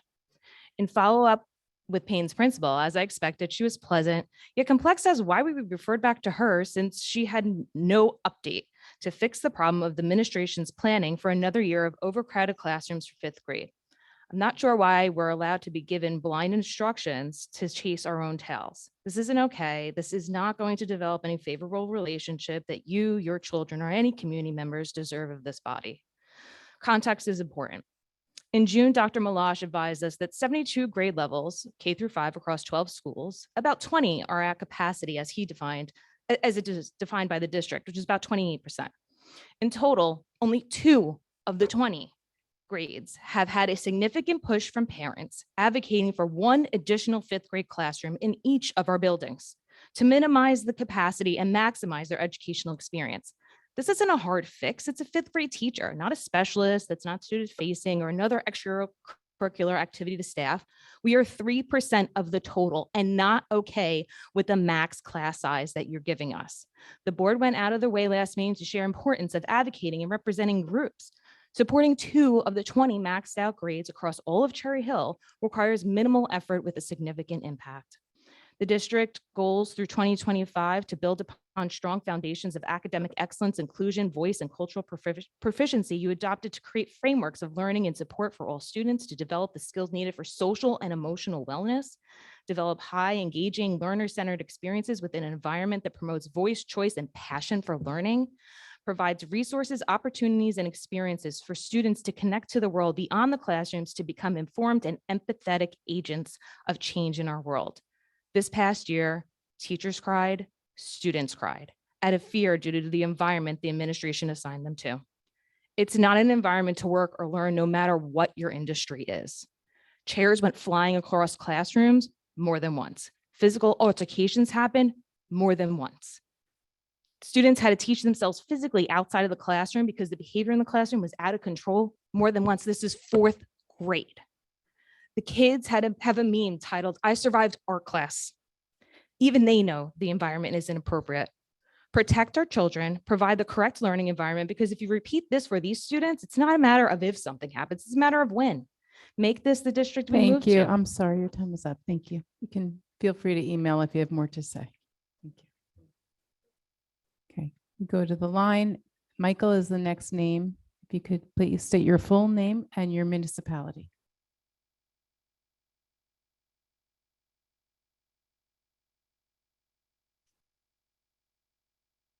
You could please unmute yourself, Michael.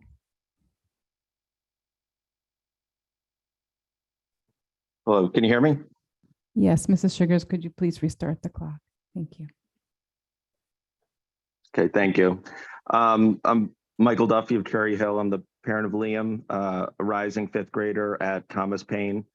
And like others have said this evening and described in emotional detail, I'm also advocating for 3 sections for the 5th grade students at Thomas Paine for the upcoming school year. The past year with 2 sections in 4th grade has been incredibly demanding for the students with disruptions to their education, their social interactions, and their overall well-being. And I see it as an experiment that has shown what an absolute failure it can be to have those 2 sections and to not repeat it. That the only good solution for the upcoming school year could be to have 3 sections where the students can actually have an environment to learn and to interact and to get the attention that they need to be able to go on to middle school. They're coming into 4th grade through the pandemic, which already impacted their academic progress and their emotional development. And the increased class sizes, instead of giving them an in-person environment that actually helped them get back to normal and get their learning back on track. Instead, it pushed things in many ways further towards stress and chaos and an environment that was anything but normal. There's research that consistently demonstrates that smaller class sizes lead to better student outcomes. They have better engagement, improved academic performance, higher graduation rates, and improved socio-emotional development. And it improves their overall lives and experience in school and prepares them for future success. And as others have noted, these are the students that are going to be fed into Carusi and with a much larger community the following year. And this is the opportunity to prepare them for that. And it should be a step in a more positive direction of having 3 sections where they can actually learn and be guided and at least recover from all of these stressors and traumas that they've endured for the past 4 years, rather than have it be just one more year of limited size, no attention, and chaos in the classroom on a daily basis. Thank you. Okay, we'll go back to the room. If anyone would like to speak, please approach the podium.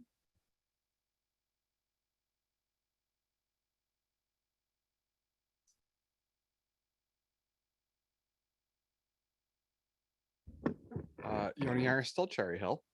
Going to the student representative discussion, the law is pretty clear, having read it multiple times and advocated for it. The student board rep should not be treated as second-class citizens. They are non-voting members. It doesn't mean they are non-speaking members, which is how they've been treated by the board for many, many generations. It's now codified by the law. Outside of any confidential discussions, they're full members. They just can't vote. So they should not be held to the end, which is rude to them. And they've got thoughts that may have been more pressing to be included earlier on in the discussion. As both of them share, they're not going to be able to reach out to the middle school and elementary school students. That's not their role. They're selected by the student councils at each of their schools to represent the students of East, West, and the alternative high school.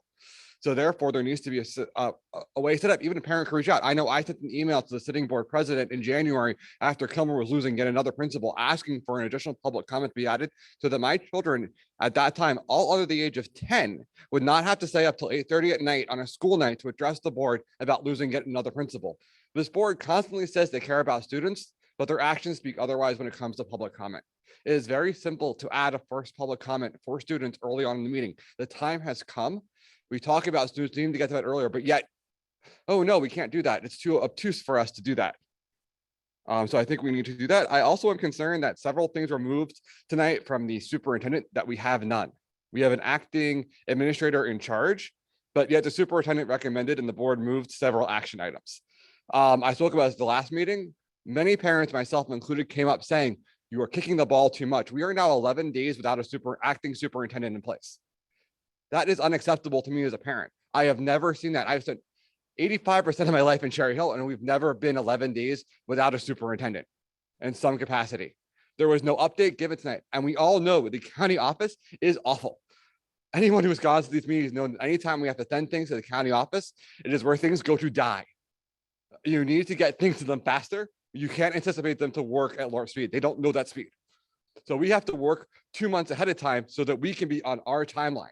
I am now scared of what's going to happen as we go forward with a superintendent search going on if we can't get one in place right now. There are things going on, there are things happening. We have parents here advocating for things to go on. We need a chief administrative officer in that capacity, not just one there as a placeholder so that we can have critical decisions made right now. And I think that covers it. Thanks. Okay. And we go to the line, and it is Ernie Simon. If you could please state your full name and municipality.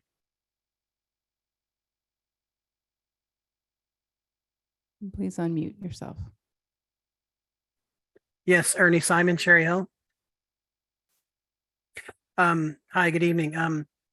So I just want to I guess state I did speak at the last board meeting, and then also I prepared my speech then, and I gave it to the board, and I know that some board members were not there, so I did email that to everyone yesterday. So I do hope that you have a chance to read it. And I, like many other parents, am here with you tonight online to address my concern for Bret Hart and the fifth grade class size. I think it's great. I've been here for quite a while listening and waiting for public comments to start. And some of the board members present tonight, we're talking about how they want to, know what's going on in the elementary and the middle schools. They want to hear those voices. And, I hope that you guys hear the voices, from the past hour of all of the parents who've gone through quite a bit of heartache, quite a bit of pain, and great difficulty over the past year. Like everyone said, it's been very difficult. Fourth grade was extremely difficult at Bret Hart for my daughter. And for our family, at the present time, we're having to give her additional tutoring this summer so that she can get caught up. With the individualized tutoring, we're already seeing it's making a great difference. She's enjoying it. She's getting her confidence back. And it's everything that every other parent tonight has shared. The entire year, she was behind. She was frustrated. She was anxious, filled with anxiety. She couldn't follow along, and it was because the class was simply too crowded. And I just really hope that you guys are taking this to heart, all the experiences that are being shared by parents tonight, both Bret Hart and Thomas Paine. It's not easy, to get up here when we should be with our kids who are screaming at us right now. And I just hope that you guys take it to heart, and I really appreciate your time, and thank you so much. Thank you. We go back to the room.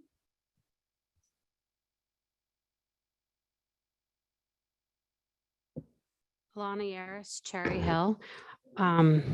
As an advocate in living in this town, I express those ideals onto my children as well. And when they want to speak, I want them to be able to come to a meeting and speak. There are agenda items that are listed from meeting to meeting that don't always have things on them. For instance, tonight, 5 board recognition, none. 6 presentations, none. 7 administrative reports, none. I don't see why we can't add student public comment. And if there isn't any, just skip over it the way we skip over these agenda items so that my elementary school age children don't have to come sit through 2 to 3 presentations, administrative reports, etc. I understand that you need to do your work in the public. I know in the past when there have been meetings, public comment has been limited to 30 minutes, 45 minutes, and there were people still on the line who wanted to speak and they were cut off and unable to share their thoughts because you put a time limit on that public comment. I understand student voice is important, but if we can add public comment for students only and maybe limit the time, I know this needs to be a further discussion, then you can hear from students at 6:30 when your meeting starts. Tonight, a question was asked about what time preschool will be. And I heard it was 9:30 a.m. to 3:30 p.m. And this is the first time I've heard the timing of preschool for this coming school year. I have a preschool student. I advocate for timing of preschool students, and I share the information with other people, including on social media in the Cherry Hill Mommy and Me group that there is. When I shared the timing, people were like, how come this is the first I'm hearing of it? I don't know if this is the first time that that timing has been shared, but I've emailed the principal and other people at the school. And anytime when I email the principal asking a question for anything, I'm always told it will be sent in the Friday email, or I'll get back to you, or I don't get a response at all. If I am planning for anything for my children, I understand I have a large family, but I keep them organized. And by keeping them organized, I need to know things as soon as possible so I can put them on my calendar. So when I got my mailing for extended school year this year for when busing would be, and it arrived on Friday, June 30th for extended school year to start on Wednesday, July 5th. That doesn't really give me a lot of time to plan to figure out if I can be at the bus stop with my child and figure out how to do that. So if we can make sure that information that is shared out with the community as soon as possible so they can plan, that would be great. Thank you.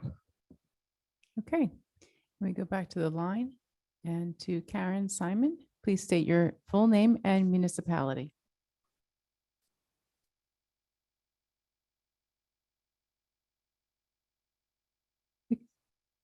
You could please unmute yourself.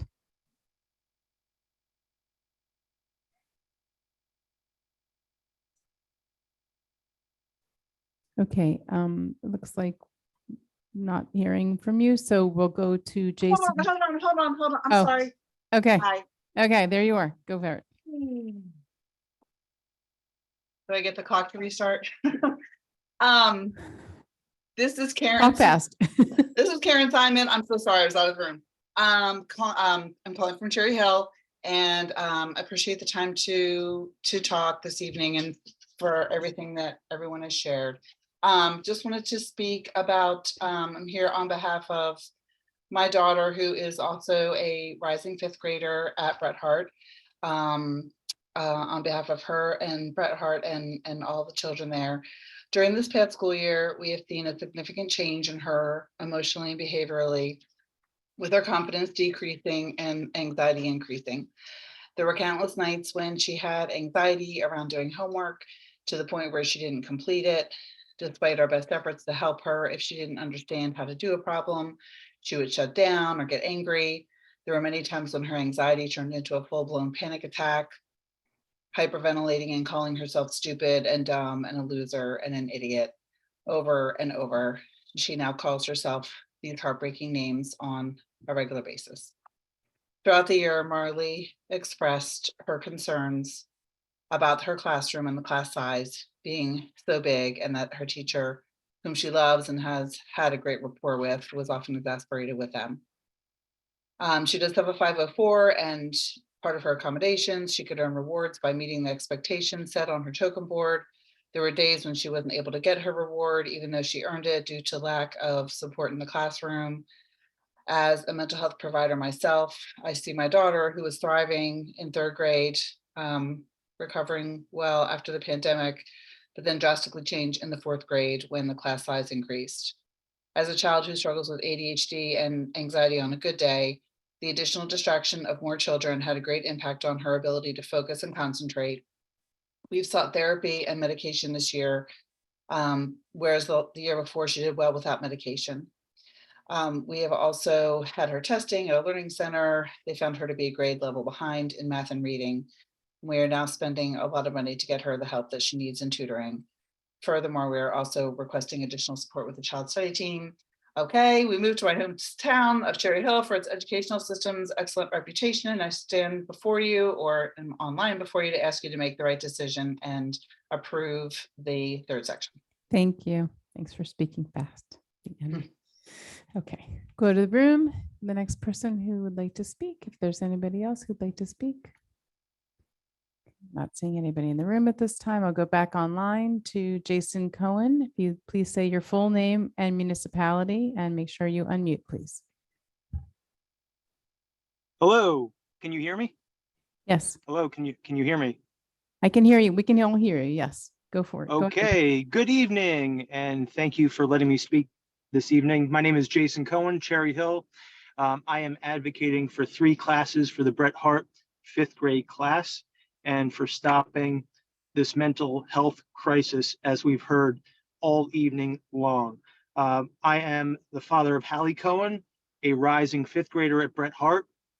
I'm also a very well-respected hockey, soccer, and baseball coach of Cherry Hill elementary school students with teams capped at no more than 10 children. My delicious Hallie started 4th grade at Bret Hart in early September as a sweet, healthy girl who absolutely loved school. Not even a month later, she turned into a severely anxious child with new learning issues, with new behavioral issues, and with new social issues. Hallie's classroom in 4th grade consisted of 28 children, as you've heard earlier this evening, who were suffering with a spectrum of unmet emotional, social, and academic needs. The classroom was chaotic, stressful, and not an environment one could learn in, especially a child. Hallie cried every day at her desk because the chaos, noise, and disruptions were too much to bear. She previously enjoyed healthy friendships and play dates at recess. Instead, last year, she spent recess breaks sitting alone, unable to cope with the classroom chaos. I am not here because this is a Hallie issue. I'm here because the majority of Hallie's grade experienced the same level of distress last year. Hallie had to get an IEP due to the severity of her issues, and I'm sure there's others who are in a similar boat who did not even get IEP. I'm also here because the administration is not taking accountability. Accountability is so important, as we've heard tonight, with safety. This is a safety issue as well, and we are all very concerned about the safety of our children, for the suffering endured by these students and by the teachers, I might add. So board members, I am here to ask you to please ask the administration to increase the number of 5th grade classes to 3 at Bret Hart for next year. It is crucial that we learn from last year. It's not too late, and to prioritize the education and well-being of this group of students who are behind on every level. We can end this mental health crisis, and we need your support.